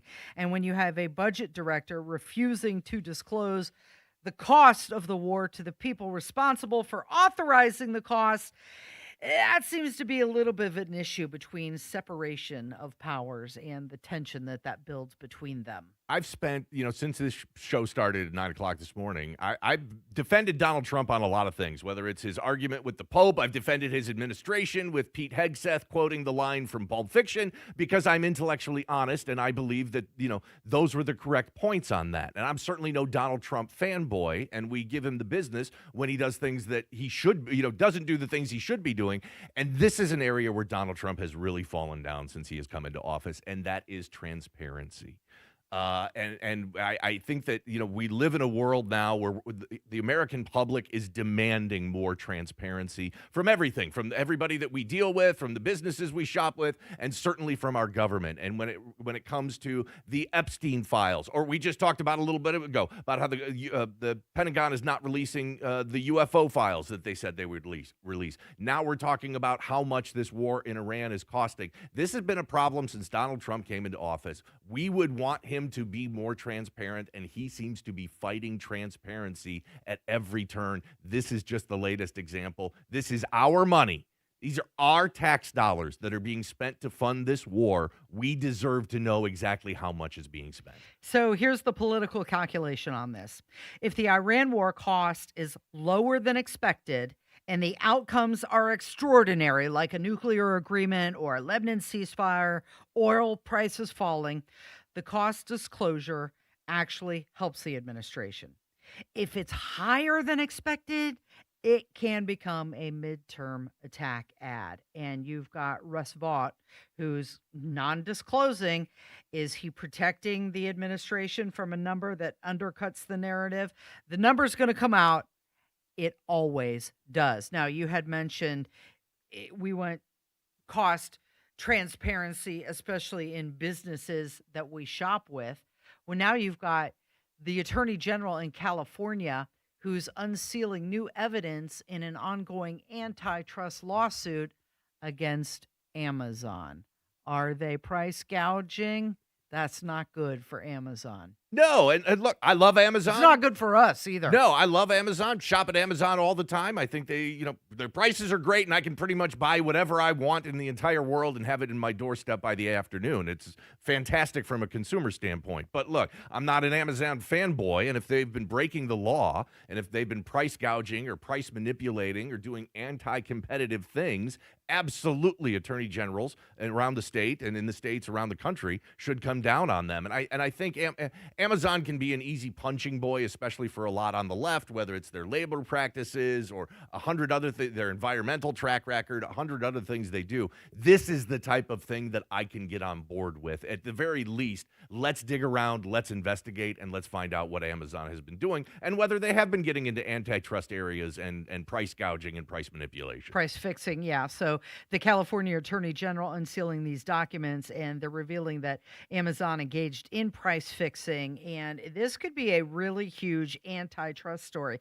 You got to remember, back in 1911, Standard Oil was broken up because they controlled 90% of U.S. refining, and Amazon controls the retail infrastructure of the internet economy. So this could be a big historical parallel between the Sherman antitrust era, and it is not subtle at all. Because if Amazon is price fixing, it's going to be trouble for them if it is found out that's what they were doing. Oh, antitrust, lawsuits can absolutely destroy a company. Now, I am a regulatory reckoning. I am a little skeptical here that this is the Attorney General in California, right. and the left hates There's big tech right now. Motive. Yeah, exactly, and they want to tax billionaires, and Jeff Bezos threatening to move and go somewhere where there's low taxes, and so there's this uprising of anti-tech, anti-billionaire sentiment happening in California right now. I have my fingers crossed here that this isn't going to be a political witch hunt and that it will actually be a real logical investigation. Am I too naive? Am I too naive thinking that the Attorney General in deep blue California is going to be above board and honest with this and not let politics drive this investigation into Amazon? I think now that I say it out loud, I think I'm being naive. You're listening to Casey and Jim. It is 93 WIBC. Tony Katz. I am not saying that all of Europe should be abandoned. I have argued on this show that we need to rethink with whom in Europe we have our real kinship with. Is it still France and Germany and the UK? And we might come to the answer of no. Do I care if the Europeans trust us? If you don't trust us, I don't have to pay for your safety anymore, do I? Asking for a nation may be tired of writing checks. Tony Katz, mornings 6 to 9 on 93 WIBC and WIBC.com. Tackle his and hers home projects with a home equity line of credit from Lake City Bank. Use as much as you need it. Learn more at lakecitybank.com/HELOC or visit a branch near you. Subject to credit approval, equal housing lender, NMLS number 431669. David was in big trouble with the IRS. At first, I didn't owe that much, but after this year, it was out of control. Then David called Get a Tax Lawyer. Right away, they were like, oh yeah, looks like you're qualified to save. Get a Tax Lawyer went to work. Should have called way sooner. Get a Tax Lawyer has helped thousands like David fight the IRS and get a fresh start. Call 800-745-3070. That's 800-745-3070. Were you born from 1945 to 1965? People born during these years are 5 times more likely to have hepatitis C, but most people don't know they are infected. So even if you try to eat right, exercise, and take care of yourself, you can still have hepatitis C, a serious liver disease that often has no symptoms. In fact, people can live with hepatitis C for decades without feeling or looking sick. But over time, hepatitis C can cause serious health problems, including liver damage, liver failure, or even liver cancer. Getting tested is the only way to know if you're infected with hepatitis C. That's why the CDC recommends everyone born from 1945 to 1965 get a blood test for hepatitis C. Treatments are available that can cure this disease. So talk to your doctor about getting tested. It could save your life. A message from the CDC. At Community Health Network MD Anderson Cancer Center, you'll talk with an oncologist within 48 hours of your diagnosis, so you won't have to wait to start finding answers. They got me in pretty quickly to meet my team. They gave me the plan and what they knew and what they wanted to do. I was really impressed with the care team and the approach they took. Learn more about Community MD Anderson at ecommunity.com/cancer. Yankee legend Bernie Williams has a personal message to share. Idiopathic pulmonary fibrosis, or IPF, is a rare and serious lung disease that affected my dad. Its symptoms, which include shortness of breath, fatigue, and a dry, persistent cough, are similar to other more common conditions like COPD, which means that IPF is often misdiagnosed. There's no cure for IPF, but there are treatments that can help slow disease progression. If you think you or a loved one may have IPF, don't wait. Visit breathlessipf.com to learn more and talk to a pulmonologist. This hour powered by Family Heating and Air, your American Standard Air dealer. Nobody cares for you like family.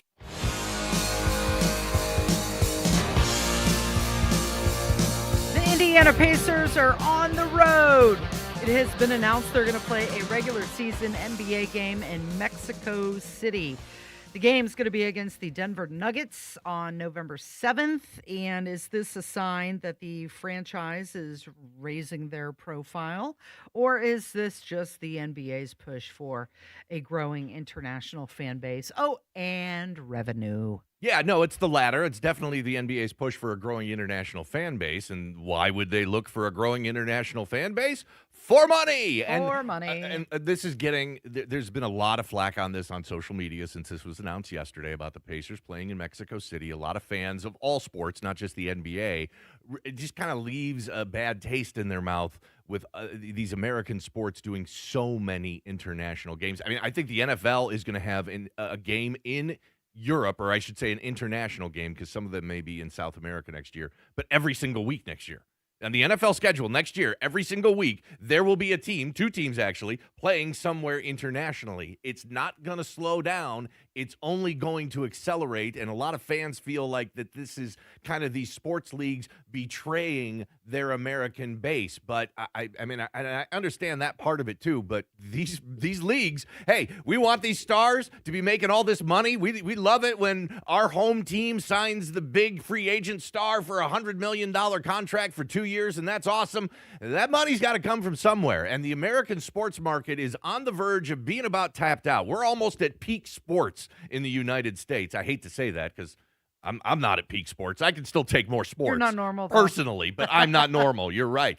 So if we want peak sports, if we want more sports, more NFL, more MLB, more NBA, more players making more money's got to be coming in, and the easy money right now is going overseas because it's all free money. You go to Europe, the NFL 20 years ago wasn't getting a penny out of the European market. Now, all of a sudden, we're going to have 17 games there next year, and we're getting millions and millions of dollars. The NBA wants some of that sweet, sweet international money, too, and so you're going to see the NBA playing a lot more international games. And I'm going to say this out loud, and this doesn't mean I'm in favor of it, but it is the truth. At some point in time in the future, we will have a Super Bowl in a foreign country. I'm not a fan of it. I get why the NFL's doing it. Doesn't mean I endorse it by saying it, but sometimes we tell the truth even though you don't want to hear it. At some point in time in the future, we will have a Super Bowl that takes place outside of the United States. So the NBA continues expanding globally, like this game in Mexico. Other international sites include Paris and London. A cool idea in theory, right? But at some point, global growth just means making season games harder for your actual paying home fans. Like, are there really any Pacer fans that are going to go down to Mexico City to see this game? It's not for us, and that is the disheartening part of it. You know, I think that is an outstanding point because this game in Mexico City, there'll be a handful of Pacer fans that'll go down there, I'm sure, but not very many. These games internationally, they're not for the American fan. They're not for us. And I think that we get a little bent out of shape and we think that, we have so much passion and ownership over our sports teams and our sports leagues. It's like when your boyfriend, drifts his eyes over to the hot-looking chick in the bikini at the beach. You're like, hey, what are you doing? I'm over here, man. Pay attention to me. Yeah. I'm the one putting up with your nonsense all the time. That is probably a great analogy. It is like the wandering eye of the man checking out the chick in the bikini when he's got his girlfriend right next to him. Hey, Pacers, I'm right here. I'm here. I've been here the whole time. I've been loyal this entire time, and now you're showing Mexico City some love. Folding your laundry, picking up your socks when you throw them on the floor. You gonna go over there? Okay. Starting to hit a little too close to home. So the U.S. Census Bureau, they have released a new data set of the 1,000 most common first names in America. Now, this is the first time they've done this since 1990, and they included everybody. This is all living Americans, not just babies. Right, because that's the list we always get. The hottest baby names every year. Names this for 2026. This is everyone that is currently alive in the United States. Currently everybody. Any idea what the top boy name is? Top male name? It's still got to be something classic. I did not look at this list, so intentionally, because I didn't want to look at it before we talked about it. I'm going to say it's something, I'm going to say David. You're close. It Michael? is a biblical reference. Michael? It is Michael. Yeah, that was my second choice. 3.47 million people in the United States are named Michael. The other top names include John, James, David, which you mentioned, and also Robert. Now, along those lines, what is the most common female first name? Overall, this is of all living female Americans. Now, see, it's harder to do the female names because you can't just go straight to the biblical references because that's where, the majority of the top male names were all, kind of come from the Bible. So I'll say Mary. I will use a biblical reference. Mary. How about that? You're correct. There it is! Jackpot! Yep, there are more Marys and Michaels in the United States than any other name. And that obviously is going to change because it seems to be, especially the last 10 years, but for probably about 20 years now, it seems to be that most parents want to come up with the most unique name that they can. We do not only that, but we're also a nation that's in the middle of this large demographic transformation, right? The biggest one since Ellis Island happened. Oh, right. More immigrants than ever before, so we'll start getting names that are traditionally given to children overseas and not so much people that are born here. But yeah, that's going to change. But it is kind of nice to see because when we do the baby name list, it's always, Noah and Owen and Isabel and Gabrielle and those sorts of names that aren't the traditional names. Nothing wrong with those names, but they're not the traditional names that kind of people have been named for the last 100 or 200 years in this country. And eventually those are going to end up being the top ones for everybody that's alive. Did you see the guy that climbed the exterior of the Las Vegas Sphere? I did. I saw that video on Twitter yesterday was crazy town. There's like helicopters flying around him. What's he doing up there? So the Las Vegas Sphere is essentially this big ball stadium that's huge, and the entire exterior is like a Jumbotron video screen, and the video's playing. Like there's some random images being put there, and you see right on the top this tiny little guy sitting right there standing at the top. You often see these urban climbers doing stunts on skyscrapers and landmarks, and this guy, how did he even get up there? It's round. He maybe had spikes on his feet or something like that. But yeah, these usually fall. I would so not do that ever. These types of things fall into one of two groups: kind of extreme adrenaline junkies, like the guy that climbs up the outside of the Empire State Building in New York City. Those are kind of adrenaline junkies, and then the other half are usually just crazy people that have nothing to do and do something silly and stupid. And then you had the FCC chairman who was climbing a radio tower, and he was doing that to show off the communication infrastructure that is still happening within the country. No thanks. No thanks to either one of those. Those guys, I've worked. Those radio tower climbers. I've hired companies that fix the light bulb that climb those radio towers. Those guys are crazy. Brave as can be, but they're a little bit different than the rest of us. Do you know what they do when they're that high up and they have to go to the bathroom? What? Go in their pants? They just go. Yeah. You're listening to Casey and Jim on 93 WIBC. 93 WIBC Mobile News. On the level, on the go. Prices trending down. I'm Jarrett Lewis. Here's what's trending at 10:30. Oil prices, that is, they're dropping after an announcement from President Trump and Iran's foreign minister. Fox's Chris Foster reports. President Trump on Truth Social writes, the Strait of Hormuz is completely open and ready for business and full passage. Iran's foreign minister Abbas Araghchi posting on X, in line with the ceasefire in Lebanon, the passage for all commercial vessels through the Strait of Hormuz is declared completely open for the remaining period of ceasefire. A 10-day ceasefire between Lebanon and Israel is in effect. Continued Israeli bombing in Lebanon has been a sticking point in broader peace talks between the U.S. and Iran. The U.S. naval blockade of Iranian ports, President Trump hosts, will remain in full force and effect as it pertains to Iran only until such time as our transaction with Iran is 100% complete. The suspect accused of shooting and killing 2 Democratic state lawmakers in Minnesota is being sued by the survivors of last year's attack. John Hoffman and his family are filing a civil lawsuit against Vance Belter.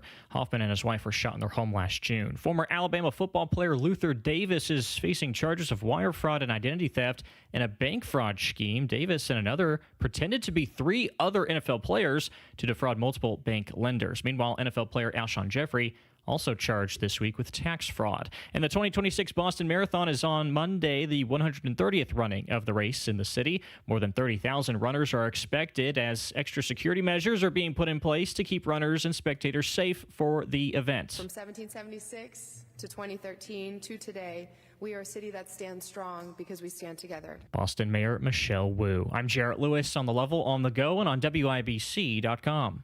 If you owe back taxes, listen carefully to rule number 1. Never go up against the IRS alone. They're cracking down, freezing bank accounts, garnishing paychecks, canceling passports. Even your home or business could be at risk. But here's what they don't tell you. The IRS has powerful tax relief programs that could save you thousands if you qualify. That's why smart people call Optima Tax Relief, America's #1 tax resolution firm. Nobody knows these programs like the experts at Optima. Their team of tax attorneys and licensed professionals have resolved over $2 billion in tax debt for people just like you. The IRS is not stopping, so don't wait. And don't take them on alone. For tax help you need, for tax help you can trust, call Optima today for a free consultation. Call 800-598-4799. 800-598-4799. 800-598-4799.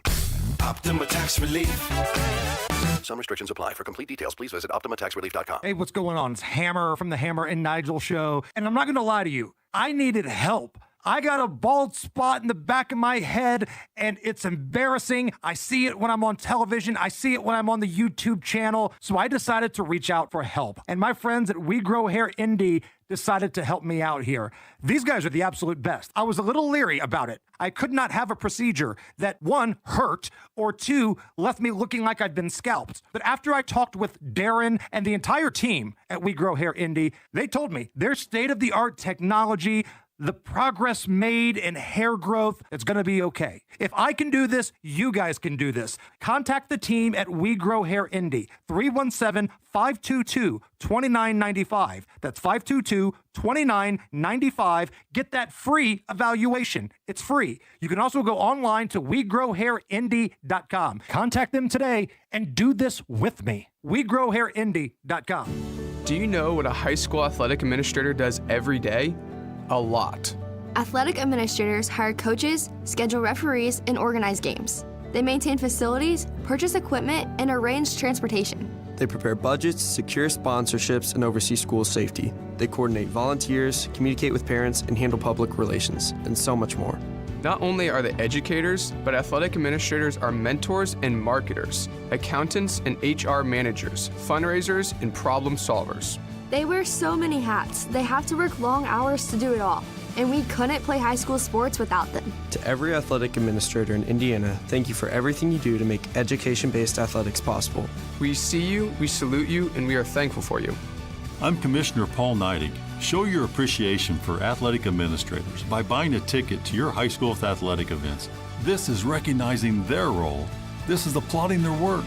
This is your IHSAA. Friendly reminder to change your filter. Head on over to our website at familyhvac.net for some of the best pricing on filters around. Family Heating and Air is your trusted local independent American Standard heating and air conditioning dealer. 3 rooms of carpet cleaned starting at $129. Call ZeroRes 317-388-5141, ZeroResIndy.com for the WIBC special.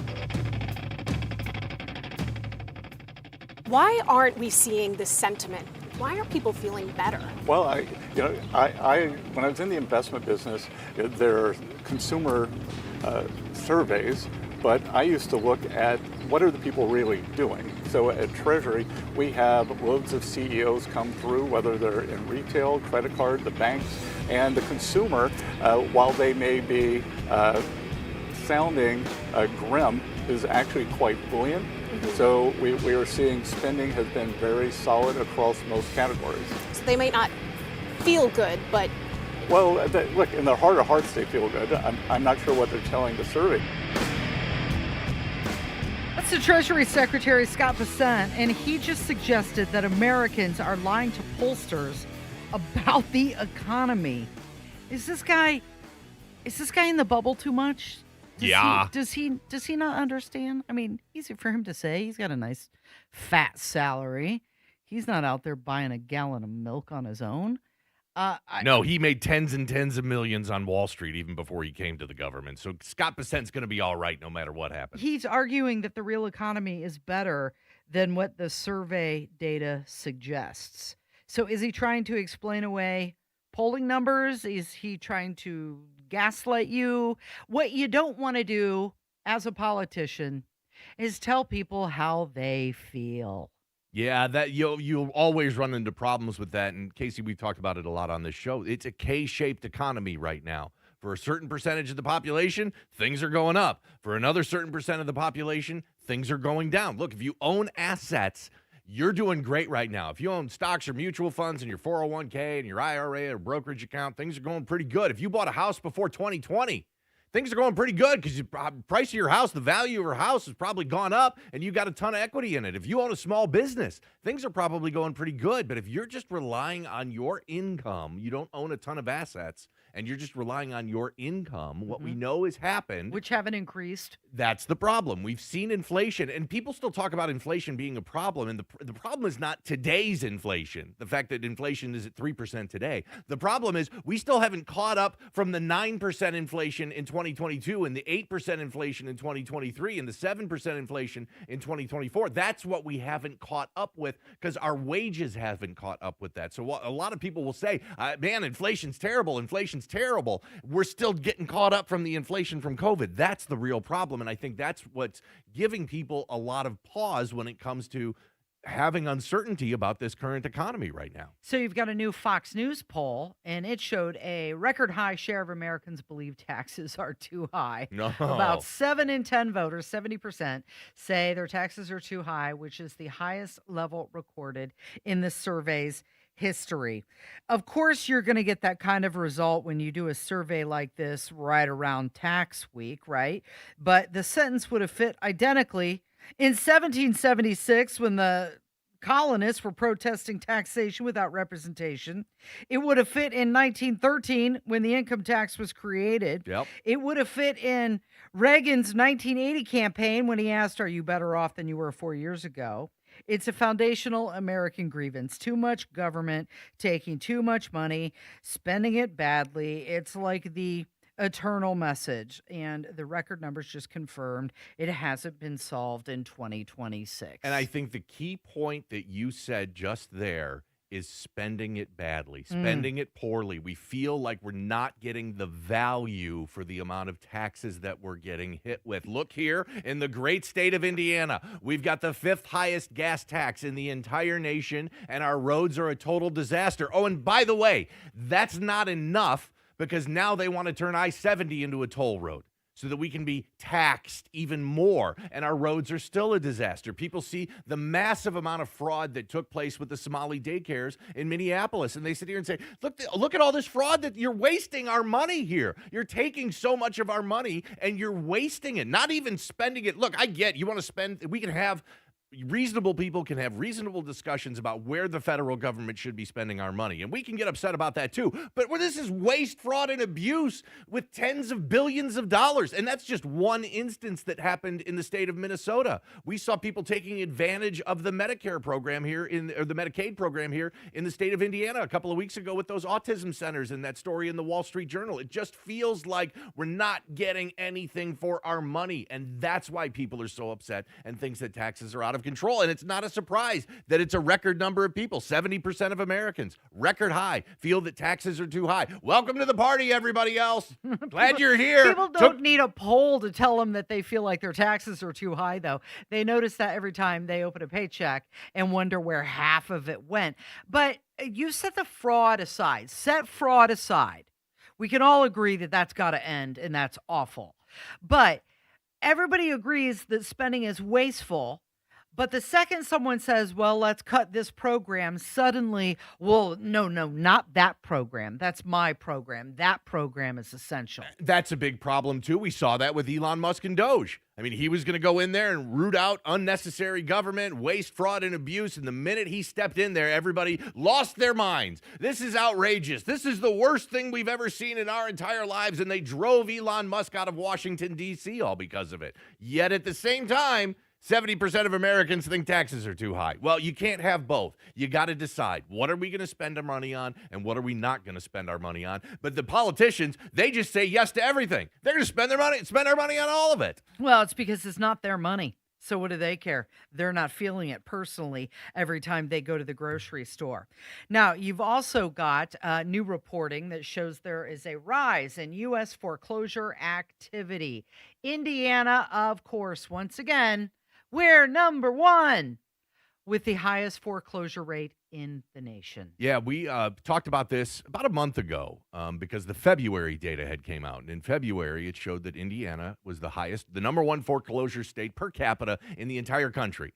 And now the entire data for the first quarter has come out. Now, so for January, February, and March, Indiana, again, number one in the country for foreclosures. We love to make fun of blue states, don't we? We love to make fun of those silly Democrats in those blue states spending all those taxpayer dollars and the cost of living's out of control. I mean, who would live in California? Who would live in Illinois or Washington or Oregon or New York State? Those are blue states and they're spending all your money and it's out of control. No, it's happening right here in Indiana. And Indiana is supposed to be one of the most affordable states in the entire country, but apparently way too many Hoosiers can't even afford to stay in their homes. And I have to believe that one of the big problems with this has been the massive increase in property taxes. Okay, so this article, and you can find this on Daily Mail, they say, what's driving the increase? Rising property taxes and escrow payments, parentheses, notably Indiana. That's where it's coming from. So you've got 1 in every 1,600 homes in Indiana is in foreclosure risk or in the process of being foreclosed. Number one in the nation. Mm-hmm. That is, everybody in this entire state should be embarrassed by that. No one more so than our lawmakers. Governor, the legislature? Our legislator, our governor, every single elected official in this entire state, whether at the local, county, or state level, should be absolutely ashamed and embarrassed of themselves right now. Indiana is the number one foreclosure state in the nation. This data is showing that it's property taxes as being a major cause of it because we know, hey, look, you can have your property paid off. Maybe you're 80 years old and you've lived in this house for 50 years and you've paid off your mortgage and you don't have any of that. You've still got your property taxes, and those property taxes have become untenable. The situation is untenable. It cannot continue down the path that it's on right now. It's an anchor driving you down. So Donald Trump was recently asked about gas prices, and here was his answer. How much longer will Americans continue to see these high gas prices? Well, they're not very high. If you look at what they were supposed to be in order to get rid of a nuclear weapon with the danger that entails. So the gas prices have come down very much over the last 3-4 days. I know, and that's what ABC says. But the fact is that if you look at the stock market's up, everything's doing really well. And the big thing we have to do is we have to make sure that Iran does not have a nuclear weapon, because if they do, you want to talk about problems, you'd have problems. So very important is that Iran does not have a nuclear weapon, and they've agreed to that. Iran's agreed to that, and they've agreed to it very powerfully. So he's right that the Dow is a different economic story than the pump. He's also right that the Iran resolution should bring the prices down, but that's not today. The problem is that the American family filling up on the way to work or on the way to school, on the way to soccer practice, on the way to the grocery store, they don't care about the stock market. They care about the pump, and everything is doing really well, doesn't pay for gas when you're at the gas station. Now, let's talk about this because I'm looking at the AAA website right now, and the average price for a gallon of gas, this is across the entire state of Indiana, is $3.82. Now, that's way up since the bombing started in Iran. I think the national average is $4.09. Yes, so we're below that. We are below, That's and good. actually a good bit below the national average. Now I'm not trying to justify that. Before the Iran war started, the price of gas, the average price of gas was about $2.75 or $2.80. So it's certainly up a lot, but it is down significantly from its peak. I think it peaked at about $4.15 or $4.16 a gallon a couple of weeks ago. And I just sat here and totally dogged every elected official in the state of Indiana based on the current foreclosure rate. But I will give Mike Braun credit for suspending the sales tax on gasoline because it obviously has made an impact because we are, in the last couple of weeks, the price of gas in the state of Indiana is down about 35 cents. Yeah, but the political history of dismissing gas prices is not encouraging. Think back. Jimmy Carter's administration was damaged partly by energy prices and the perception that the administration wasn't taking the price at the pump seriously. And then you had George W. Bush, who faced similar criticism in 2008. And when voters feel economic pain, and it's visible, it's a daily price point. You see the signs everywhere you go. And when you have the president saying everything is doing really well, it really lands out of touch, whether it's accurate or not. Now, you have the Treasury Secretary Bessent say we should have $3 by summer. That's the right message, but it also has to land. They have to hit that mark. And the other part of this, too, is the price of diesel. Because, again, everything you see, look around wherever you're at right now, whether you're at home or in your office or in your car, look around. Every single thing you see was on a truck at one point in time, and that truck had diesel. And as diesel goes up, the price of everything goes up. You're listening to Casey and Jim. It is 93 WIBC. Hammer and Nigel show back at it on a beer sample Friday. We got the biggest stories of the day. We got barguments, and we're going to have some beers. It's the weekend. 93 WIBC. Party people, it's Hammer from the Hammer and Nigel show. And you've heard me talking about my success at Premier Weight Loss Indy. I was Fatty McButterpants, right? I can admit it. I was well on my way to 300 pounds. I lost a little weight on my own, but then I hit a plateau and I gained a little back. I couldn't lose anymore. So I reached out for help, and I've been with Premier Weight Loss Indy since November. Since I partnered with them, I'm down nearly 30 pounds. My energy level is up. My muscle mass is up. All the numbers are trending in the right direction. Reaching out to Premier Weight Loss Indy was the best decision that I made. And if they can help a guy like me, I promise you, they can do wonders with you. So do not wait. Go to pwlindy.com. You are going to love the way you feel. They have 2 different locations. pwlindy.com. Tell them Hammer sent you. Turn your yard into a place you love with the help of Sundown Gardens in Westfield and Miss M's Home and Garden in Barkersville. With new plants, trees, and shrubs coming in daily, you'll find everything you need to create your dream outdoor living space. They're stocked with bedding plants, hanging baskets, and combo planters, lush tropicals, container trees and shrubs, and more. Sundown Gardens in Westfield, 186th Street and Spring Mill Road, and Miss M's on State Road 135, just south of Whiteland Road in Bargersville. Hammer and Nigel for Thompson Furniture and Mattress in Columbus. Thompson Furniture is celebrating their 99th anniversary with the biggest sale ever on Indiana-made Smith Brothers and Lazy Boy. The King for Queen mattress sale. Enjoy spring with new outdoor furniture and their sale on Pollywood, Berlin Gardens, and Ashley. Interest-free financing, cash discounts, and free delivery to the Indianapolis area. It's worth the trip to Columbus. Thompson Furniture and Mattress. ThompsonFurniture.net. Tell them Hammer and Nigel sent you. Mike Rowe here with another random fact. Those cracks on your walls aren't just cosmetic. They could mean your home is sinking. Whether it's drywall cracks, exterior cracks, or sticking doors or windows, do yourself a favor and call a Groundworks company. I spent some time working with these guys, and they're the real deal. Their people are trained and certified to stabilize your foundation. Schedule a free inspection with Indiana Foundation Service, a Groundworks company. Licensed in all states where work is performed. See website Hey, John, for why so glum? I just got let go. The company's downsizing. This is the third time in the last 2 years. I'm done with this. Have you thought about My Computer Career? I've heard they can train you for a career in IT in just a few months, including cybersecurity and the basics of AI. And you don't need prior training or experience. Now that's a recession-resistant career. Wow, thanks. I'll check them out. Go to mycomputercareer.edu and take the free career evaluation. Mycomputercareer.edu, an Elite CompTIA certification partner. Financial aid is available to those who qualify, including VA benefits.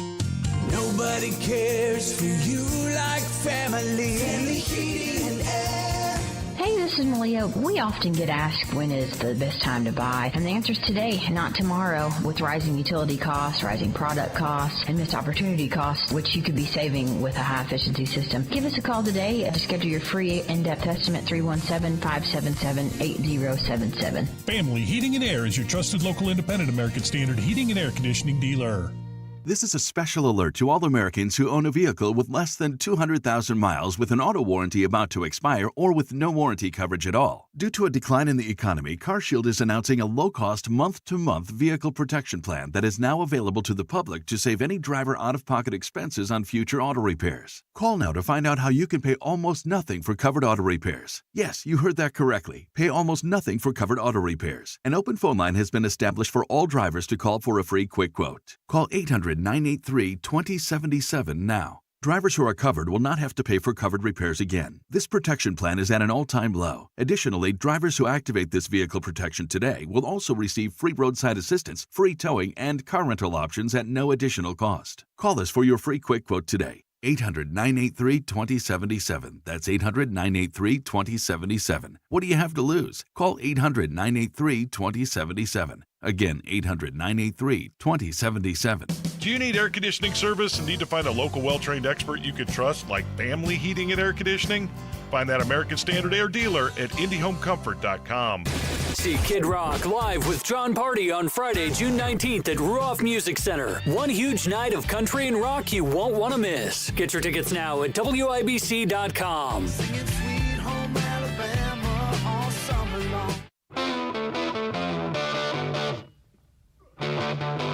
So I says to the guy, right? I says to him, read my lips. You can't be serious, man. You cannot be serious. Yes, I'm having difficulty controlling the volume of my voice. Did you hear this? 93 WIBC. And we turn to Lauren Boebert for our best audio of the day. She's either playing along, confused, or operating on a different level of trolling that transcends normal political communication. I don't know what there's so much going on here, but she's asked if she would like to meet King George on his visit to the United States. Do you think it's appropriate for King George to meet with members when they come up here as they pursue the Epstein investigation because of his brother? I wouldn't meet with him, so I don't Why know. not?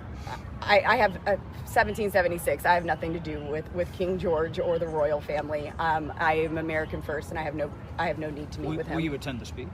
I probably not. I don't know. I Because- mean, maybe I'll show up. I don't know. You guys are in there. Sometimes we get great photos. So. Okay. Okay, first of all, the reporter is asking her if she'd like to meet King George on his visit to the United States. King George has not been relevant since 1783. It's King Charles. That's a grown-ass man reporter who said that, by the way. This is a professional journalist who asked a sitting member of Congress if they'd like to meet King George when he's here. Is the reporter trolling? I don't know what's going on there. It's King Charles that is coming to the United States. That's number one. Okay, and then she plays along. She doesn't correct him. She's not confused. She's just like, no, 1776. I'm America first. Okay, that's actually a pretty good answer. Right, exactly. We defeated the monarchy, 250 years ago. I don't need to meet their current king right now. Okay, fine. And then she changes it and is like, but if you guys are going to be there, You take pretty good pictures. Maybe I'll reconsider and I will go. Lauren Boebert cares more about her Instagram photos than she does about the principle she just said of saying, I'm not going to meet the King of England because 1776. Oh, but you get a nice photo. It'll look great on your Instagram story. Oh, in that case. Oh, well, then King Charles, right this way, young man. Let me put my arm around you for this photo op. Okay, now we have to go on to her second audio clip. This was in response to Eric Swalwell and the news about him. Yeah, go to church. Find Jesus. Like, I mean, why is everybody so horny here?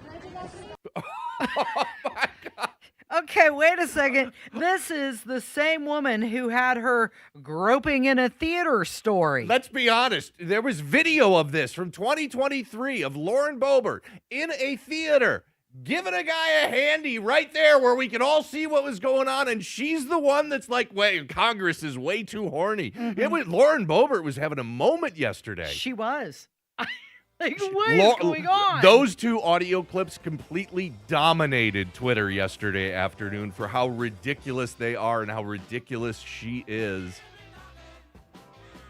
It's Casey and Jim. It's 93 WIBC.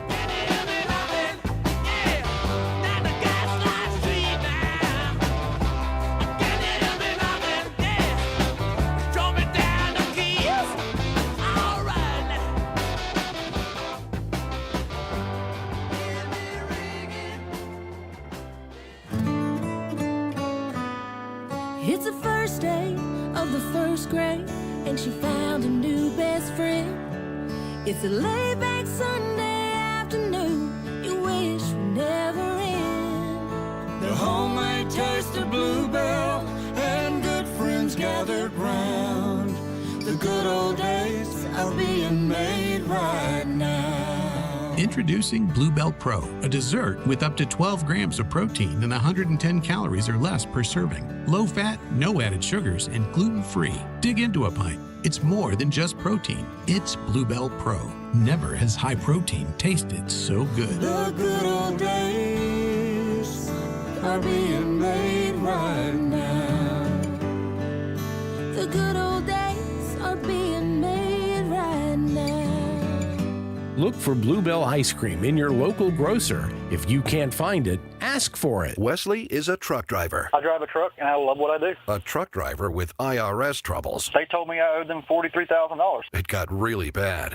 Quite a few letters in the mail. They were talking about wage garnishment, coming after my house, my car. Yeah, they don't play around. I seriously thought that I was going to lose everything. One sleepless night, Wesley finally made a call to Optima Tax Relief at 2 a.m. Kind of figured I'd get a machine, but I didn't. I actually got to talk to an actual person in the middle of the night. He found just what he was looking for. Oh, they were great people. You need a team of people that know what they're doing. Optima Tax, they know what they're doing. Optima Tax Relief came through with flying colors. I saved an incredible amount of money. Happy don't even come close. I was absolutely overjoyed. Take Wesley's advice. If you're in any kind of trouble with the IRS, call Optima Tax Relief. Don't trust anybody else. Call Optima for a free consultation. Call 800-598-4799. 800-598-4799. 800-598-4799. Optima Tax Relief. Some restrictions apply. For complete details, please visit OptimaTaxRelief.com. Are you tired of high cable TV rates? Sign up for Dish today and get a $500 bonus offer while supplies last. Plus, lock in your price for 2 years guaranteed. Call All American Dish, your Dish authorized retailer now. 800-296-1251. 800-296-1251. That's 800-296-1251. Offers require credit qualification, 24-month commitment, early termination fee, and e-auto pay. Restrictions apply. Call for details. Your reputation matters. That's why so many landscape professionals choose Gravely. You can save up to 20% on Gravely commercial mowers during the Gravely Mow the Distance sales event, going on now through the 19th. Visit your local Gravely dealer today. It takes everyone in the community working together to create a brighter future. Give, advocate, volunteer, live united. Visit liveunited.org to learn how you can help. Coming up in 2 minutes from the Dugan Air Heating and Cooling Mitsubishi Electric Studios, the results of a weeks-long operation with IMPD going after violent offenders and the steps that Indiana's Attorney General says he'll be making with businesses who have certain workers. You're listening to 93 WIBC, WIBC HD1 Indianapolis. It's 11 o'clock. This is a Fox News alert, a big financial reaction to a big change from Iran. I'm Dave Anthony. The Dow is surging up about 1,000 points as oil prices plunge 14% back to $81 a barrel for WTI. After Iran made an announcement that President Trump touted on Truth Social, it's a great and brilliant day for the world. The president also writing moments ago, the Strait of Hormuz is completely open and ready for business and full passage, but the naval blockade will remain in full force and effect as it pertains to Iran only until such time as our transaction with Iran is 100% complete. That's Fox's Matt Finn in Dubai. The president has said a deal to end the conflict could come soon, and he has a bunch of other truth posts this morning, including one related to his vow to never let Iran have a nuclear weapon, writing the U.S. will get all the nuclear dust from Iran, referring to highly enriched uranium, adding no money will exchange hands in any way, shape, or form after a report suggested the U.S. would pay Iran for that uranium. Now, Iran has not confirmed the president's claims and instead put out word yesterday that the U.S. was pursuing a more limited agreement, had scaled back its ambitions, and was instead seeking a temporary memorandum to prevent a return to conflict. Fox's Jackie Heinrich at the White House. President Trump also wrote that Israel will not be bombing Lebanon any longer, prohibited by the U.S., adding enough is enough, and that the U.S. will separately work with Lebanon to deal with Hezbollah, the militants that Israel's been waging war with until a ceasefire that led Iran to reopen the Strait of Hormuz today. We have breaking news moments ago from the Senate where, by unanimous consent, they have extended a controversial surveillance program, a 10-day extension through the end of the month. The House had done the same thing at around 2 o'clock this morning. Some lawmakers worry that foreign surveillance in that provision could infringe on Americans' rights. America's listening to Fox News. 93 WIBC Mobile News. On the level, on the go. Needing a lot of handcuffs. Reaching 70 this hour in downtown Indianapolis. Sunny skies, headed to a high of around 76 later today. I'm Jarrett Lewis. Here's what's trending at 11:02. IMPD says they arrested 133 people in Operation Guardian. Captain Brady Ball on who they were going after. The criteria is violence, firearms related, domestic violence, or anybody that we know is related to violence. Police also found 35 guns and hundreds of grams of cocaine and fentanyl during their multi-day initiative. Indiana Attorney General Todd Rokita is preaching accountability. On Thursday, he outlined how his office will enforce the Fairness Act when it kicks in on July 1st, including holding companies responsible if they're tied to labor trafficking. We do expect whatever kind of operation you run to have it be run fairly, and that means that you hire Hoosiers. You at least hire U.S. citizens, and you do not try to exploit cheap labor from people who shouldn't be here in the first place. A representative for the Central Midwest Carpenters Union says both union and non-union contractors are getting shortchanged by companies using low-wage workers who aren't in the country legally. Health Secretary Robert F. Kennedy Jr. spending Thursday defending his proposed HHS cuts. A former Indiana congressman says he still believes that Kennedy is steering the department in the right direction. Ryan Hedrick has more. Complaints about cabinet positions are common, says former Indiana congressman and Dr. Larry Bouchon. He says whether you're talking about vaccines or medications, people want to rely on their physicians and medical science, not arbitrary decisions coming out of Washington, D.C.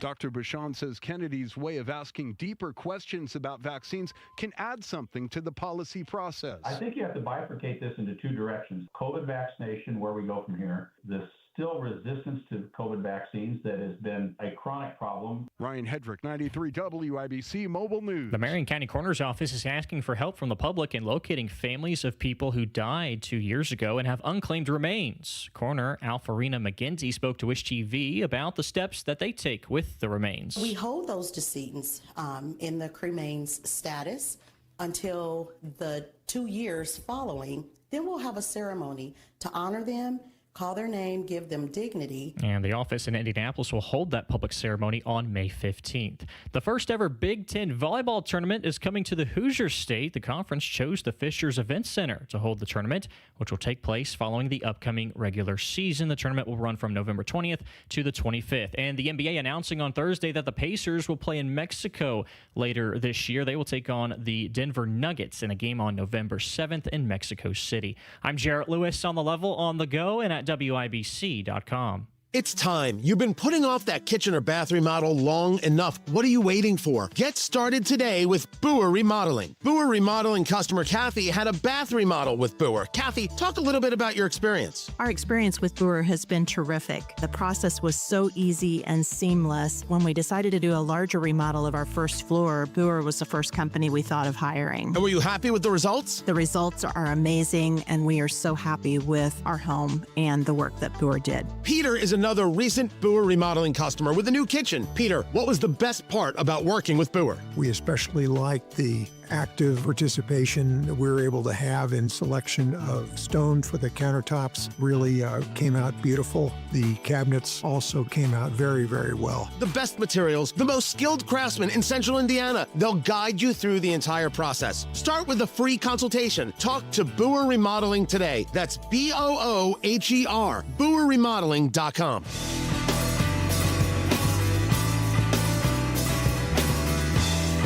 Funny how everything is for the public until you see the admission price that is attached to it. You've got a presidential library that needs $850 million, and you still have to pay to get in. Feels a little bit less like history and starts feeling a little bit more like a theme park with a donor list. And it has been announced that the Obama Presidential Center in Chicago is officially nearing completion. It's not done yet, almost there. It is set to open in June of this year. It's being described as one of the largest and most expensive presidential centers ever built, costing $850 million. It's going to be located in Jackson Park on Chicago's South Side, and it is built to honor President Barack Obama's legacy. Construction for it began in 2021. And after years of delays and overcost, they're saying, hey, we're almost there. It's going to be open. Yeah, I can't tell which is worse about this presidential, the Obama Presidential Library. For starters, if you haven't seen a photo of it, just do yourself a favor and Google so that you can find that image. What do you Google? Big trash can? That would probably pull up something that looks better than the Presidential Library, but it is just a horrendous looking building. It looks like something the Soviets would have built in the late 60s. Just absolutely brutal. I can't decide which is worse, the way the building looks or the fact that $300 million in public money was used to fund that. So the total project was $850 million. Yeah. $300 million of that is public money. That's about around 40% of the entire cost of the Obama Presidential Library was paid for with tax dollars there, either from the state or from the city of Chicago. So Chicago Bears fans that are complaining and whining about the fact that the Chicago Bears may end up moving to Indiana because the state won't support it and the city won't support it and give them a free stadium and billions of dollars. They did it for Obama, and I guarantee you the Chicago Bears stadium would generate a heck of a lot more revenue for the state than this presidential library is going to generate. They gave it to Obama. They are not giving it to the Bears. Cost more than planned and took longer than promised. General admission to the museum is going to be set at $30 per adult. So imagine that. That seems salty. They took all of that taxpayer money, and then you still have to pay to get in. And didn't you? We were looking at the website, and there's a place where you can sign up to work there, but they were only accepting volunteers. So a good portion of their employees there will be volunteers, apparently. It costs $30 for the public to attend. It looks awful. Oh, and by the way, almost 40% of the funding came from public funding. Most of the campus is going to be free and open to the public. So you can see the outside of it for free. You can walk around the ground and for free. Enjoy this beautiful landscape around it. Hey, do me a favor. Do that in the middle of January and tell me how that feels. That's right, as you're bundled up, experience. walking around the outside of the Obama Presidential Library, freezing your butt off. Yeah, critics argue that the price reflects broader concerns about government, nonprofit spending, and elitism. But the supporters say that this is going to be a major cultural, educational, and economic development project for Chicago. I got one more stat. This is like the most Obama thing ever. Just, using public funds, building this ugly-looking building, charging the public $30 to get in the door. The original, so the final cost was $850 million. The original cost estimate on this, $300 million. Of course. So almost 3 times, nearly 3 times We need over more budget. money. Yeah. And remember, Eric Trump said that it couldn't even be rescued. And this is a guy who has some construction expertise. He's like, I don't know, man. I can't help him. I can't fix that. Gonna have to tear it down to fix that. Brian Williams, you remember him. He's returning to media with a new Netflix video podcast. It's called We're Back with Brian Williams. Now, you remember him. He was suspended from NBC Nightly News back in 2015 for fabricating a story about being under fire in Iraq. Then he moved to MSNBC, and then he retired in 2021. He's been pretty much out of the public eye ever since, and now he's launching this Netflix podcast. One, can we please make podcast equipment more expensive? No, everybody's got a podcast. You got to do it. Mm-hmm. 2, this is a guy who misremembered being shot at, and now he's going to start a show that will presumably involve asking other people questions about things that happened. Right, and we're supposed to take him at his word when he gives us an answer. This is part, the podcasting space at the ultimate high levels is pretty interesting. We had a story a couple of weeks ago, Casey, about how a lot of these, really popular podcasts are losing a ton of money and they're closing up shop. But apparently Netflix is all in on it. They hired a bunch of the Barstool guys. Like a bunch of the Barstool shows are now exclusively available on Netflix. And I'm sure that Brian Williams is getting paid a pretty penny by Netflix to He's take not his doing it podcast. for free? I'm going to guess that the details weren't in the article, and I haven't been able to find him anywhere else. But I'm going to assume that he's not running a charity here, and that Brian Williams is going to be getting a pretty large paycheck to be taking his podcast to Netflix. But yes, it does seem that everybody has a podcast, and Netflix is all in on that format for Getting sure. on board. It's going to be a weekly interview-style podcast video show produced by Netflix. There's been no official release date. It's expected to be later this year. He even joked everyone will have a podcast by 2030. He says it's he's in on it. Okay, Right. good. He said it's going to be more unfiltered, long conversations compared to traditional TV news clips. I think what most of these podcasts, whether it's Joe Rogan or any other big podcast like this, it comes down to the guest that the person has on. You're not tuning in, at least not me. I'm not tuning in to Joe Rogan or another big podcast or Brian Williams' new podcast just to see the host do whatever hosting things they do. What most of these things come down to, who you got on and are they interesting and do I want to hear what they have to say? Isn't it interesting, though, how you've got these old media people? They're the ones you hear all the time. Oh, media's dying. Local television's dead. Radio's dying. But then that's who they hire to host these podcasts. Well, they're the ones that have been doing it for 30 or 40 years and have all the Transition experience into the new media and know how to do it. And so it's not that big of a surprise because you kind of, whenever you see these kind of offshoots of any industry start up, they usually bring a lot of people from the old industry into it because they know how it works. Also, another big part of it, too, is going to be Brian Williams for the scandals that he had.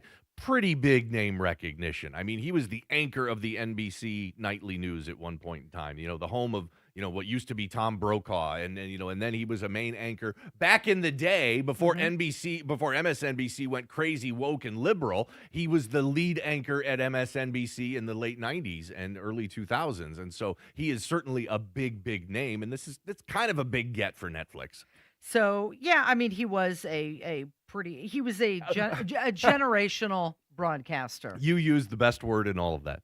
Was. No. Well. He's been sitting on the sidelines for a long time. I mean, I remember him. Certainly, he was a big part of, kind of the news guy when I was growing up. But but he's been out of the game for about 5 years now. It'll be interesting if people remember him. So we had mentioned, I believe, last week that the Health and Human Services Secretary, Robert F. Kennedy Jr., launching a podcast as well. Oh, that's right. Got to have one. That's you can't right. be taken seriously unless you have one.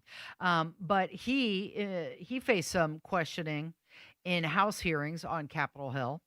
Part of it was about budget and oversight hearings, focused on his policy, and they also talked a lot about vaccines and specifically the measles vaccine. A little historical note, the vaccine debate in America is not new. You had anti-vaccine movements in the 1800s, and they were so intense that some states had to mandate smallpox vaccines against public resistance. So this has been going on for a while. Yeah, I think vaccines, look, we should always ask questions. And you should never get mad at somebody for asking questions and for saying, "Hey, I don't know what's going on here. How about you prove to me that this vaccine is safe?" That's totally reasonable. And I think there are dozens of vaccines that exist that have been proven to be hugely beneficial to the American population and have controlled some awful diseases, whether it's measles, whether it's smallpox, whether it's polio. But we have gotten pretty aggressive on the vaccine list. If you have a newborn baby, they'll throw 30, 40, 50 vaccines at you before they turn 6 these days. And obviously some of them have been brought into question. I'll just start with maybe the COVID vaccine and how we were lied to about the COVID vaccine. Because you remember, if you got the COVID vaccine, that meant you weren't going to get COVID. Right. Except I was forced into getting the COVID vaccine and ended up getting got COVID twice after I got the vaccine. And then the other thing was, well, if you get the COVID vaccine, you won't spread COVID to other people. We were told that. That was science, Casey. Mm-hmm. Trust the science. Okay. And then it turned out later that science was dead wrong. And yeah, tons of people got the COVID vaccine and we're still carriers of that vaccine and we're able to transmit that vaccine or transmit that virus to other people. So I understand the questioning of vaccines in the current day that we sit. So during these House hearings, the Republicans, they were focusing more on FDA management, drug approvals, also some of the inefficiencies. By the way, his staffing has gone from 62,000 to 72,000 employees. And he also plans to overhaul preventative health advisory panels. Some more news with him. He's got a book out, right? A podcast, a book. He's in front of Congress. He's everywhere. New biography is called RFK Jr., The Rise and Fall. And in it, he claims that they once stopped during a family road trip and he cut off the member of a dead raccoon. He said he wanted to study it later. He's just a scientist, just curious, wants to know what's going on. Man, I'm trying to give. He does. I'm he trying does to seem give. have an odd curiosity with dead animals. He doesn't does. This isn't the first dead animal story that we've heard about RFK Jr. And I'm trying to give him the benefit of the doubt because he's asking the questions, at least with the Health and Human Services Department. He's asking the questions that nobody's been asking for decades. Remember, we just went along with that crappy food pyramid that the U.S. put out in 1950, and nobody questioned it until RFK Jr. got in there. He is questioning how many vaccines we are giving to our children, and I love the fact that he's asking these questions, but man, he has an odd backstory and is just an odd guy. And so I try and give RFK Jr. as much grace as I can, but cutting off the member of a raccoon just so he could study it. And by the way, did it on a family road trip. Can't you maybe get a magazine or read a book or something like that while you're in the car? Crossword puzzle or, Dad, play the alphabet game. Dad, Bobby's got something in his pocket and starting to smell. Gross. Remember, he had that roadkill bear that he left in Central Park. Right, with Central Park too. Like I don't think you're supposed to be killing the animals in Central Park. You're in the middle of one of the. It reminds me of Christy Nome, by the way, who put the dead dog story in her biography book. Like, why are you putting this stuff in your books? Don't you have other things that you could be putting in there? Right. Transparency taken too much. You know what? I want transparency as it relates to your specific government work. I don't want all the transparency about all the weird crap you did when you were a teenager. Keep that to yourself. It's called TMI, too much information. Killing animals and stuff. All right, so TMZ caught up to RFK Jr., and they asked him about it. Hey, mate, I just got one question. In all seriousness. What is your fascination with roadkill and dead animals? I know you've done a few things, notably with a whale, with a bear, with a raccoon more recently. I just want to know what the fascination is, sir. Anything? Okay. Thank you, sir. No answer. TMZ not getting anywhere. So you've got the Secretary of Health and Human Services. He's treated the natural world as a study in progress that's either very eccentric of him or admirable. It's probably both. Now, TMZ also caught up with Ted Cruz, and they were asking him about a claim that Meghan Markle said she was the most trolled person in the world. Can I grab you, Ted? Senator? Sorry for calling you by your first name. Is that all right? All good. But I get called a lot worse every day. I called you by your first name last time, and people said you shouldn't do that. You should call him Senator. Is that better? It doesn't matter. Hey, I wanted to ask you, Meghan Markle just said she's the most trolled person in the world and has been for the last 10 years. Oh, I don't know about that. I don't really have strong views on her. I thought she was good in Suits. I enjoyed her in that series. Oh, you like Suits? Oh, Suits was awesome. You think they should bring back Suits? You know, they did, what was it, the LA Suits. Okay. It was okay. It wasn't as good as the original. Oh, is that right? Oh, yeah. What other pop culture type stuff, shows and stuff are you into? Oh, I love movies. I download far too many series on my iPad. What TV show or movie best reflects what actually happens in DC? Good question. The American President's a pretty classic movie. It's Okay. well done. Gotcha. Interesting. So who is the most... West Wing was well done. Oh, I love West Wing. So who is the most trolled person in the world then, if it's not Meghan Markle? Oh, I'd probably say Donald Trump. Yeah. You think he's had his bank account seized, his home raided, his tax returns leaked, his mugshot published, his friends prosecuted, he's been shot at. Yeah, I think Donald Trump is above Meghan Markle on who has been trolled the most. I've got some news for Meghan Markle. She's not that important. People are not thinking about her enough for her to be the most trolled person in the world. Like, for the most part, most of America and most of the world just doesn't care what she's doing. It certainly doesn't care enough to troll her to the level where she'd be number one, especially over Donald Trump. Come on. Well, Donald Trump, he likes to dish it out. He can also take it. I think the correct answer is probably whatever Twitter's algorithm decided that day. Right, yeah. Twitter decides who the trolls are going to get trolled by, yeah. Yep. You're listening to Casey and Jim. It is 93 WIBC. As America celebrates 250 years, WIBC takes you inside the moments that built a nation.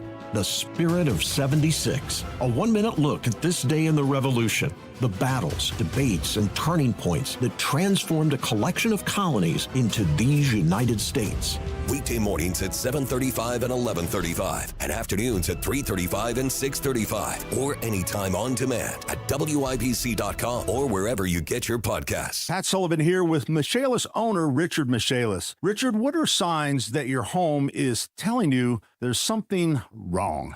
Cracks, musty smells, sticking doors, pooling water. That could mean there could be a foundation issue or a basement crawl space issue. If you can see or smell something like this, call Michaelis for a free inspection. Or maybe you just have a teenager hanging around. But if you do suspect there might be an issue, get peace of mind of knowing for sure. Remember, Michaelis offers a free inspection with no strings attached. Michaelis believes trust is earned, not demanded, so if work is needed, you don't pay until the work is done. That's right, Pat. This is how we have earned the trust of Indiana for over 40 years. Whether it's sagging floors, moisture control, concrete repair, or a full crawl space encapsulation, you can count on Michaelis for repairs that last. Water storms, fire, and wet basements. Life happens. Michaelis happens to help you through it. 844-FIX-INDY. That's 844-FIX-INDY. I know that hiring can be challenging. You sort through tons of resumes and you get too many so-so applicants. You're just waiting for someone to match your role perfectly. Well, now, there's a place where you can meet them fast. ZipRecruiter. Need to hire right away. Start your search for strong candidates. The right fit awaits. Build your team, build it sooner. Meet your match on ZipRecruiter. Just head to ZipRecruiter.com/free right now to try it for free. And you're on your way to meeting your match. 4 out of 5 employers who post on ZipRecruiter get a quality candidate within the first day. So try it now. Go to ZipRecruiter.com/free. Once again, that's ZipRecruiter.com/free. Meet your match on ZipRecruiter. Try it free. My grades were bad. I would get D's and C's. I appeared to be doing good at my school life, but if you would see me at home, it would have been a completely different story. I mean, it was just rough focusing on school when your mother is somebody you have to take care of. It got worse and worse and worse throughout the years. There are students who need somebody. They can trust someone, and it could be the first person they've ever trusted in their life. Communities in Schools is lowering America's dropout rate by helping more than 1.3 million kids every year get whatever they need to succeed in school. If something was going on at home, we would go just stop by Miss Liberty's office and talk to her. Communities in Schools vouched for me when everyone else had lost hope. You can help change the picture of education right here in your community and across the nation.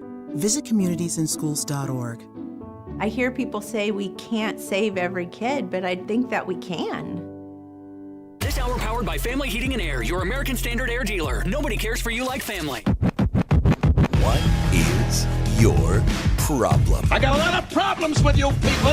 Houston, we have a problem. What's your problem? I got 99 problems. On 93 WIBC. Let's head into the weekend and get our therapy on. Some group therapy. It is time for What's Your Problem? Jim, I'm looking at you. What's your problem? Okay, so I admit that this is a first world problem and not a real problem, but still a problem that I've got. So I love the TV show The Pit. Mm-hmm. And before you come at me, I get it. They cram a bunch of woke storylines into it, and I just kind of grit my teeth and get through that part of it because the rest of it is so good. But the season 2 finale was last night, and now this is my problem. I know I'm not the only one with this. I now have to wait 9 months until 2027 before a new season comes out. This is the problem in the Netflix, HBO Max, Hulu, Amazon Video era, that they produce these great shows and we love them. And you can binge watch them all right in a row. And then you got 9 months to a year before the next season comes out. And a lot of times I'll watch these shows and then I'll forget about them. Yeah. And then the next season comes out and I'm like, I totally forgot about that show. I didn't know the new season was coming out. It comes and goes. And then I never watch it again. So that's always my challenge with this. And that's my problem today is that my show that I've been watching, The Pit. My show's over. My stories are done. My show ended last night with the season finale. And now I got to wait until 2027 before the next season comes that out. is a Friday problem. That's okay. My problem with The Pit, this TV show that you like, is that I still have PTSD from your 2 surgeries, our daughter's surgery, my own kidney issues. I sit down in front of the TV. I want to relax, get my mind off my problems. And you put on a medical drama show that shows everything. I'm like, this is not relaxing to me at all. I got to walk away. You would have hated last night's season finale of the Pit. I'm just going to describe No, I'm not even going to describe it. It is so. I don't want anything to do with this. A couple of things about this show. They do cram in some terrible woke storylines in here, and they're awful, and they're kind of ham-fisted and force-fed in there. And you've just got, like I said, got to grit your teeth and get through that, and you put up with that because the rest of it is the other so problem good. is they're pulling somebody's liver out, and it looks real as can be. I don't want to see that. Last night's episode was probably the most gruesome episode. They showed an emergency medical procedure, and it was that to me is not entertaining. It was extraordinarily realistic. But again, the show is so good. And if you haven't watched the show, it's really interesting. If you remember, do you remember that TV show like 20 years ago with Kiefer Sutherland called 24? Every episode was 1 hour of a day in real time. The Pit is exactly the same way. Every hour is one real-time hour inside this emergency room at this hospital in Pittsburgh, and then they line it up with 12 or 15 shows in a row, so it shows an entire shift of these emergency room doctors and nurses. Now, they did something interesting with the credits. Apparently, they hid something in the season 2 final credits, kind of like an Easter egg. Did you catch that? I saw some chatter about it on I'm not sure if there's 2 that are taking place. So what's yours? Because I saw one as well. Well, I didn't watch it. I didn't watch it. I didn't see the Easter egg. I just know that it happened. Well, there was which is different for television. There was shows. a final shot. So the star of the show is Noel Wiley, who famously was in ER way back in the day.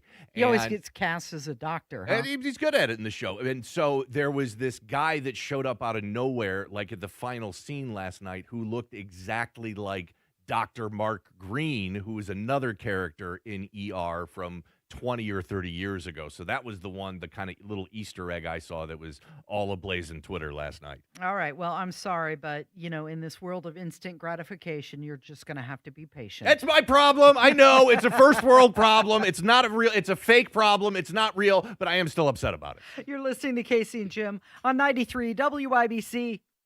Sure, it's a garage, but the garage is my laboratory where I can actually go in and work and I can do whatever I want. That's your neighbor Align talking about Galaxy Concrete Coatings and their transformation. I walk over to my neighbor's house and I was like, hey, I just cannot find a flooring company that I just feel good about. And she was like, our neighbor, a good neighbor, he's been in that business for a long time. Maybe you should talk to him. Of course, it's Galaxy. Galaxy Concrete Coatings is UV resistant and will not yellow. And it's not epoxy. It's 4 times stronger. Just having the floors tie in with everything, it's perfect. It really is. Commercial or residential, Galaxy transforms pools, patios, garage floors, driveways in as little as 1 day. And it comes with a lifetime warranty. If Galaxy could help me with figuring out how to organize my tools, I think the wife would be also happy. Click on GalaxyConcreteCoatings.com and remember to like us on Facebook. We are out of this world. What if you could have the most reliable Wi-Fi? And get this, what if you could keep it at the same price for 5 years? That's the Xfinity 5-year price guarantee. Just 5 years of fiber-powered Wi-Fi that boosts speeds to the devices that need them most. That finds and fixes problems before you even notice them. Like super intelligent Wi-Fi with a 6th sense. And that keeps you gaming in the fast lane, even when the whole family's banking on bandwidth. And here's the best part. No annual contracts, no hidden fees, and our best equipment included. Plus, get online in minutes with same-day Wi-Fi. Hey, let's face it, a lot can change in 5 years. Kids grow taller, dreams grow bigger, but your Wi-Fi? It would stay reliable and the price would stay put. The Xfinity 5-year price guarantee. Lock in your price and unlock the possibilities. Xfinity, imagine that. Select plans only. Restrictions apply. Powered by fiber. Connected to the premises by coaxial cable. Actual speeds vary. Spring cleaning isn't just for your house, it's for your life. If your job is getting old, it's time to clear the clutter and spring into IT. Go to My Computer Career. My Computer Career helped me get the skills and certifications I needed to start a new life as an IT professional in months, not years. Earn the certifications the top employers are looking for right now. Visit mycomputercareer.edu and take the free career evaluation to see if it's time to spring into IT. Financial aid is available to those who qualify, including VA benefits. Breaking news for your home. Way Day. Wayfair's big sale is almost here, and you can score the best deals in home. Like up to 80% off everything home. Yes, you heard that right. 80% off with free shipping on everything. Plus surprise flash deals all Way Day long. We're talking outdoor furniture and essentials, rugs, and more. All at Wayfair, and all up to 80% off during Way Day. Shop Wayfair's Way Day from April 25th through 27th. Wayfair, every style, every home. This is a message from the Office of the Indiana Attorney General. With Indiana now under declared energy emergency, I want you to know that our office is here to protect you from gas gouging. We know every penny matters right now, and we are committed to making sure Hoosiers are treated fairly and that bad actors are held accountable. So what exactly is gas gouging? Well, under Indiana law, it occurs when a gas station charges a price that grossly exceeds what they were charging during the 7 days before the emergency, specifically April 2nd through April 7th of this year. Not every price increase is gouging. It's not that simple. Prices can fluctuate based on market conditions, of course, but when an increase becomes obvious and unacceptable, that's when it crosses the line into potential illegal activity. If you see a price that looks clearly excessive, check sites like GasBuddy or other resources for the recent price history and file a complaint to my office if necessary. To file one, go to indianaconsumer.com. Heating and air conditioning can be the largest investment you make in your home. Here at Family, we pride ourselves in offering many flexible options. Family Heating and Air is your trusted local independent American Standard heating and air conditioning dealer. 93 WIBC Mobile News. On the level, on the go. Getting some of the violent offenders. I'm Jarrett Lewis. Here's what's trending this hour. IMPD, working with multiple local, state, and federal agencies, arrested 133 people in what they're calling Operation Guardian. We hope that the citizens see that we are engaged. We want to be the police. and that we want to be their partners to make this city and their neighborhood better. IMPD Captain Brady Ball says police also recovered 35 firearms and hundreds of grams of drugs like cocaine and fentanyl. State Attorney General Todd Rokita is alerting Indiana businesses who engage in illegal labor trafficking about the possible consequences they'd face once the Fairness Act begins on July 1st. Indiana Senator Todd Young says it's time to wrap up the war in Iran. He spoke at the Semaphore World Economy Summit this week. And the Marion County Coroner's Office says families have until April 23rd to come forward for unclaimed remains from 2024. I'm Jarrett Lewis on The Level, on the go, and on WIBC.com. Along the countryside roads, eyes followed every passing rider. WIBC celebrates the spirit of 76. Brought to you by IndianaUnclaimed.gov. April 17th, 1775. British officers completed preparations for a march toward colonial military stores. In towns across Middlesex County, militia companies waited for word. Powder had been moved. Messengers were alert. Neither side yet knew exactly where the confrontation would erupt, only that it was close. Months of petitions and protests had led here. The next movement of troops would decide whether the crisis remained political or became a war. The spirit of 76. The Attorney General's office wants to put your money back in your pocket. Visit IndianaUnclaimed.gov and search for yourself, loved ones, or your business. It's fast, easy, and free.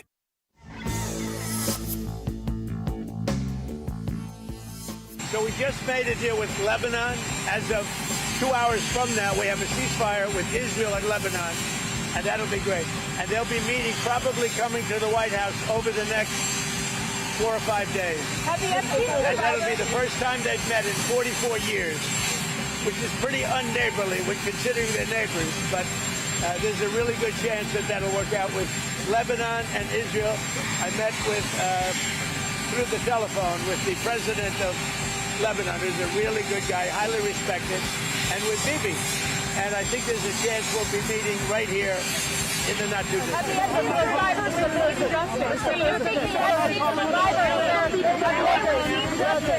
Israel and Lebanon have tried to make peace before. What's going to be the difference this time? Me. I'm the difference. Big difference. Me. Boom. Me. I'm the difference. I'm the one who knocks. Donald Trump just casually announcing a fresh Israel-Lebanon ceasefire. Like, it's no big deal. 2 hours from now, done. Meanwhile, the rest of us, we need like 4 meetings and a group chat just to decide what we're going to have for lunch. That is expert level diplomacy. It'll be interesting to see who shows up for these meetings at the White House.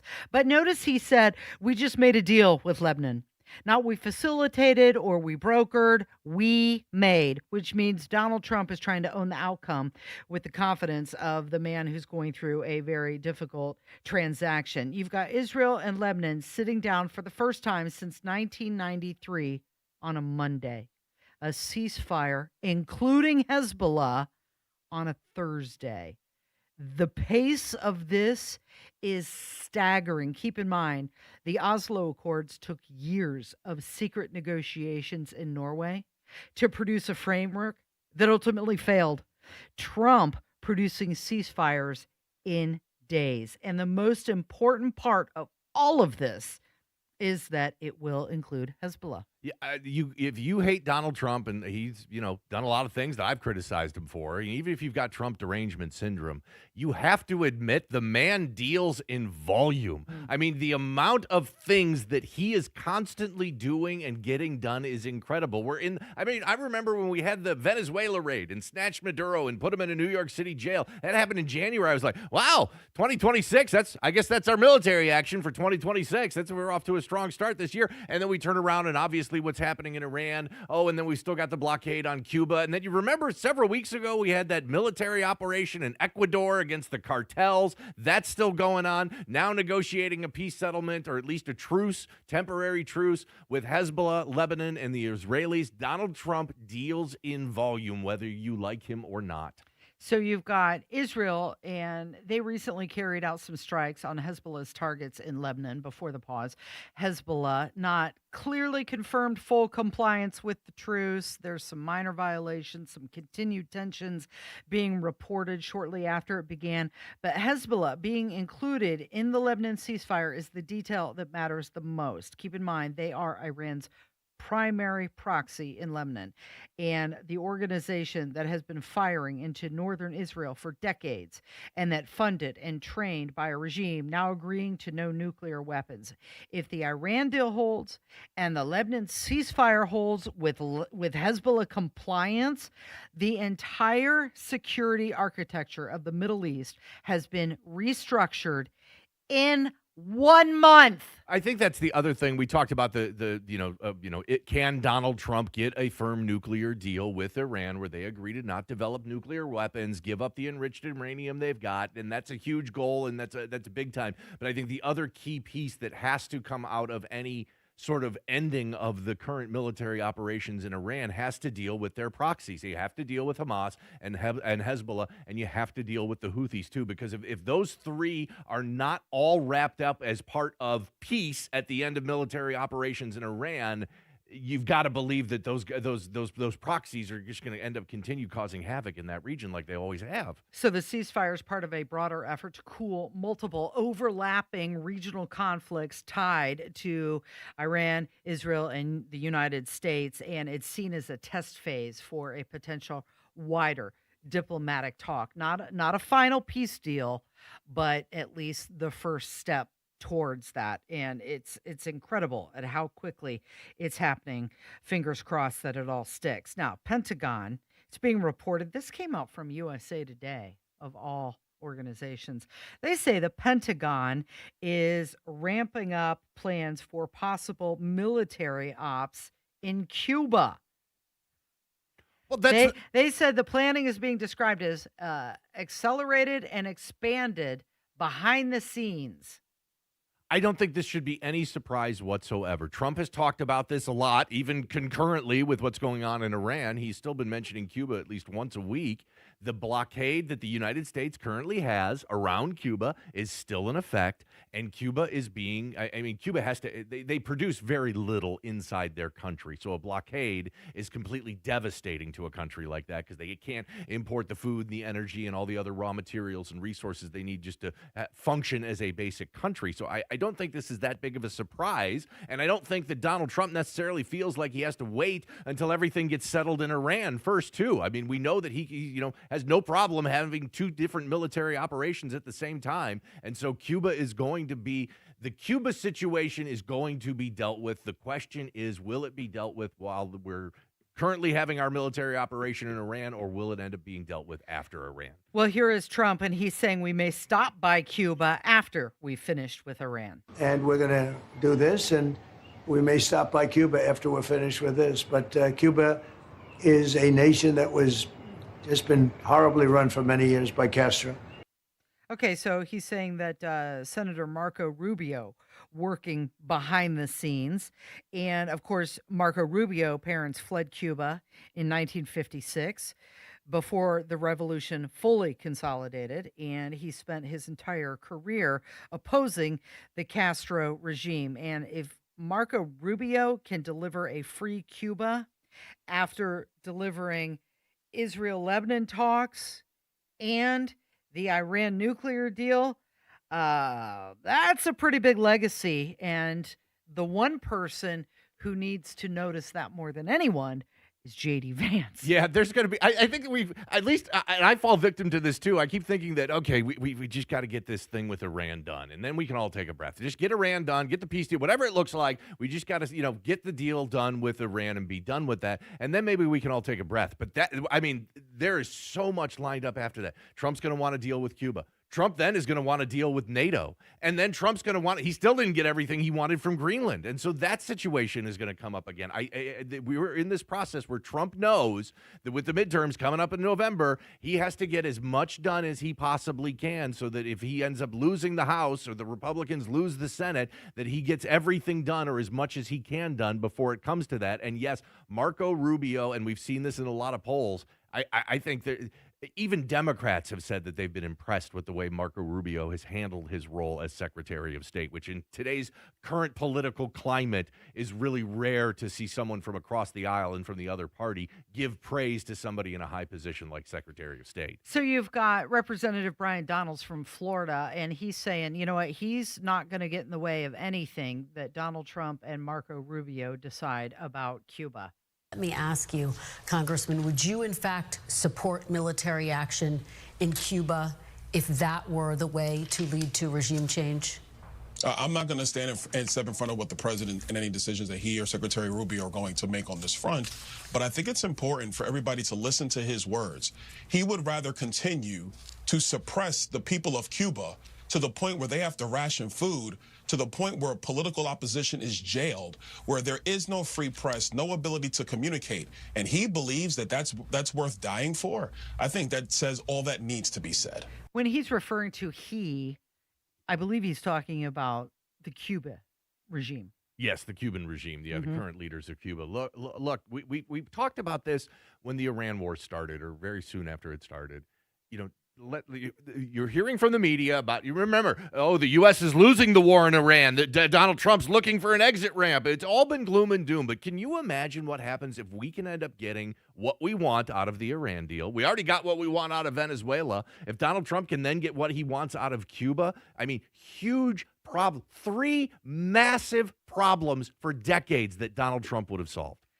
Who Won the Week and Top Gun? That's on the way next from 93 WIBC. Hey, what's going on? It's Hammer from the Hammer and Nigel show. And I'm not going to lie to you. I needed help. I got a bald spot in the back of my head, and it's embarrassing. I see it when I'm on television. I see it when I'm on the YouTube channel. So I decided to reach out for help. And my friends at We Grow Hair Indie decided to help me out here. These guys are the absolute best. I was a little leery about it. I could not have a procedure that, 1, hurt, or 2, left me looking like I'd been scalped. But after I talked with Darren and the entire team at We Grow Hair Indie, they told me their state-of-the-art technology, the progress made in hair growth, it's going to be okay. If I can do this, you guys can do this. Contact the team at We Grow Hair Indie, 317-522-2995. That's 522-2995. Get that free evaluation. It's free. You can also go online to WeGrowHairIndie.com. Contact them today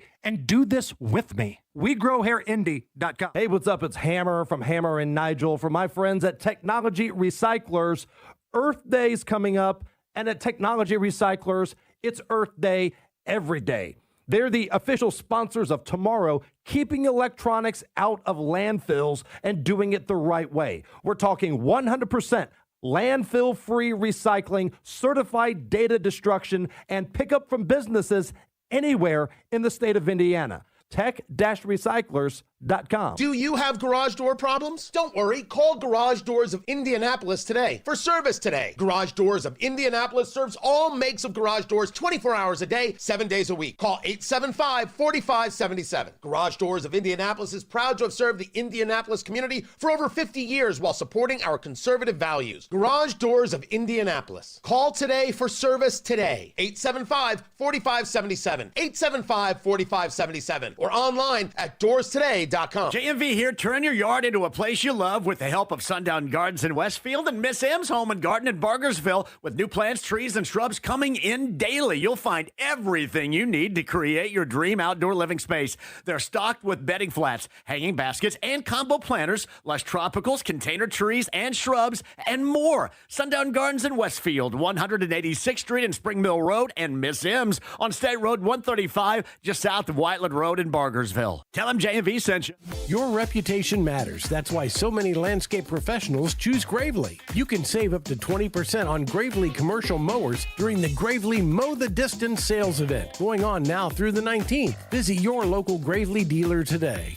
How was your break? It was great until I stopped for gas. Prices have gone up almost $1 with no end in sight. I might have to start watching how much I drive. That's exactly why I use Upside. I never pay full price for gas with the free Upside app. Upside? Yes, Upside. It's the free app that gives you cash back just for buying the gas you're already buying. So, even with the rising gas prices, I'll never have to limit how much I drive. Does that actually add up to anything? Just last year, I made over $200 with the Upside app. Wow, that's serious extra cash. I'm downloading the free Upside app right now. Download the free Upside app to earn cash back on the gas you're already buying. Use promo code STATION for an extra 25 cents per gallon bonus on your first tank. You can cash out anytime, right to your bank account, or an e-gift card for Amazon and other brands. Just download the free Upside app and use promo code STATION for a 25 cents per gallon bonus on your first fill-up. That's STATION.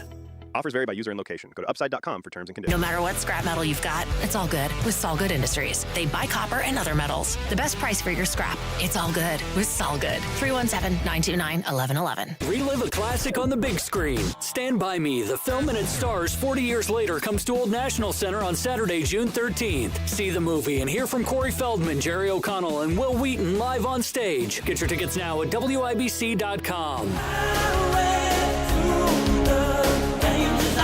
Tom Cruise, 63 years old, still one of the most bankable action stars in Hollywood. Top Gun Maverick grossed $1.49 billion worldwide.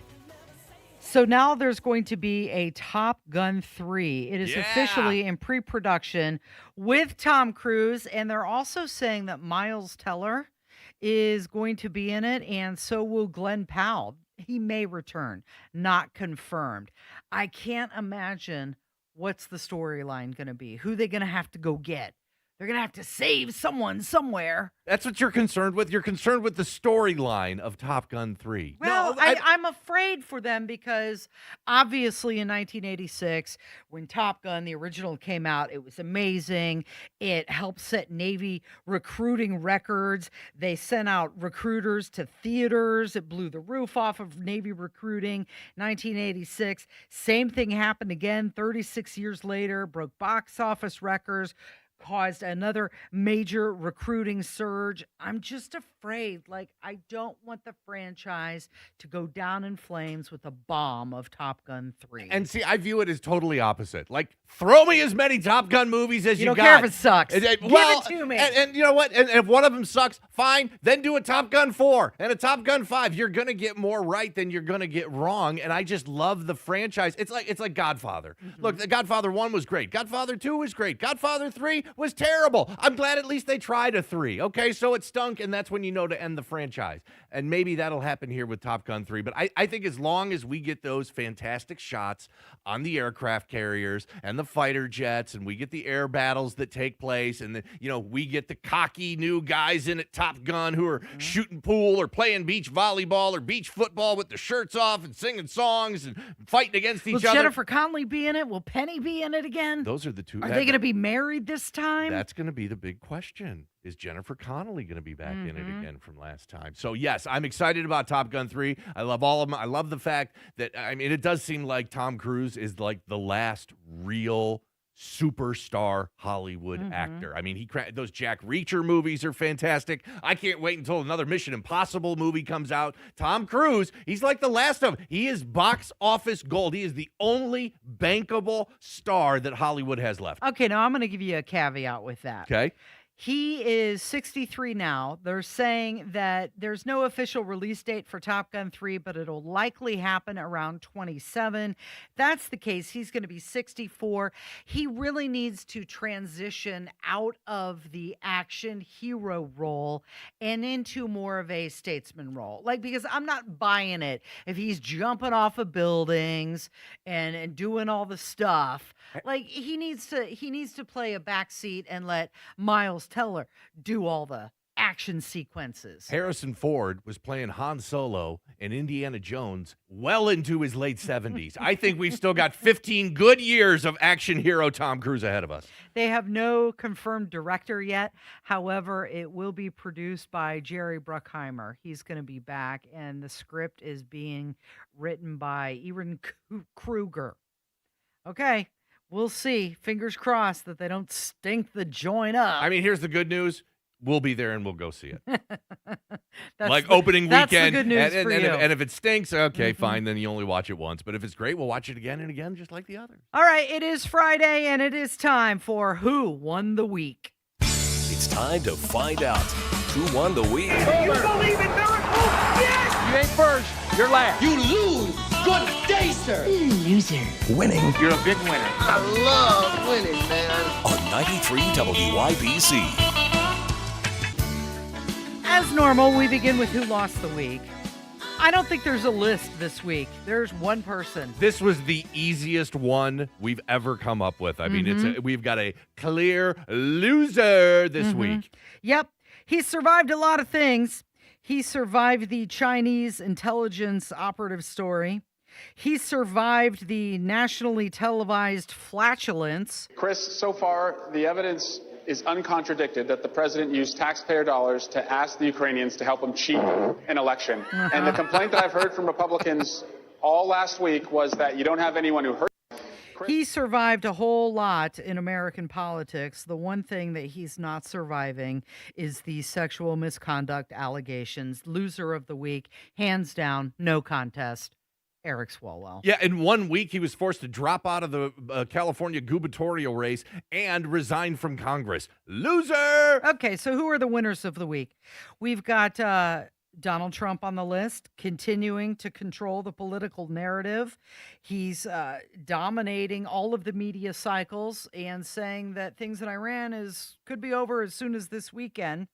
You've got Indianapolis being a winner of the week, still running off the glow from the Final Four. You've got the buzz building for the Indy 500 May just around the corner. The big sign went up, the big banner on the JW Marriott. You also have the San Diego Padres. They're on a hot 7-game winning streak. You've also got McDonald's and DoorDash being in the category because they showed up at the Oval Office. I mean, we do these things in politics. They're a little embarrassing. They're a little tiny embarrassing, but we do them and you win by landslides. You know, it's one of the... So we got to keep doing them. No, we got to knock on the Oval Office. Okay, so who do you door. think? My Who vote is the big winner of the week? Well, my vote is for McDonald's and DoorDash because my guess is it was probably a surprise. Can you imagine being the CEO of one of those companies and then you wake up and you're like, oh, my product was just featured at the White House with the president in a nice, heartwarming story, and the video has gone viral and it's all over the country and all over the world. Fantastic earned media this week. I would vote for McDonald's and DoorDash as the winners. You know what? I'm going to go with the hometown. I'm going to say okay. Indianapolis winning the week. Nothing takes the conversation over like the Indy 500 and the build up for it. It's already winning this week for me. Yeah, and it does seem like the season changes once you see the big Indy 500 logo on the JW Marriott. It means we're in that season. Okay, you're off next week. Thank you, Jim, for this week. Thank you, Kevin. Next week, Ethan Hatcher is going to be joining me. He posted this on his Twitter account. The Ink Spots, they were founded in Indianapolis, and he was enjoying listening to a phonograph on his porch when it was raining outside. So for Ethan, who will be here next week, this one is for you. Thank you for being here. I'll catch you next week. This is 93 WIBC. Farnsworth Metal Recycling, a familiar face in Indy. Farnsworth Metal Recycling will pay you cash for your scrap metal. Race Demolition and Farnsworth Metal Recycling may seem familiar to you, and that's because they are. They're trusted local family-owned businesses going back 3 generations in Indy with their familiar orange logo and a name you know. But you may not know they'll pay you cash for your scrap metal. Cash is king. Your scrap aluminum, steel, copper, and brass will get you cash from Farnsworth Metal Recycling. Just drop it off, and you'll put cash in your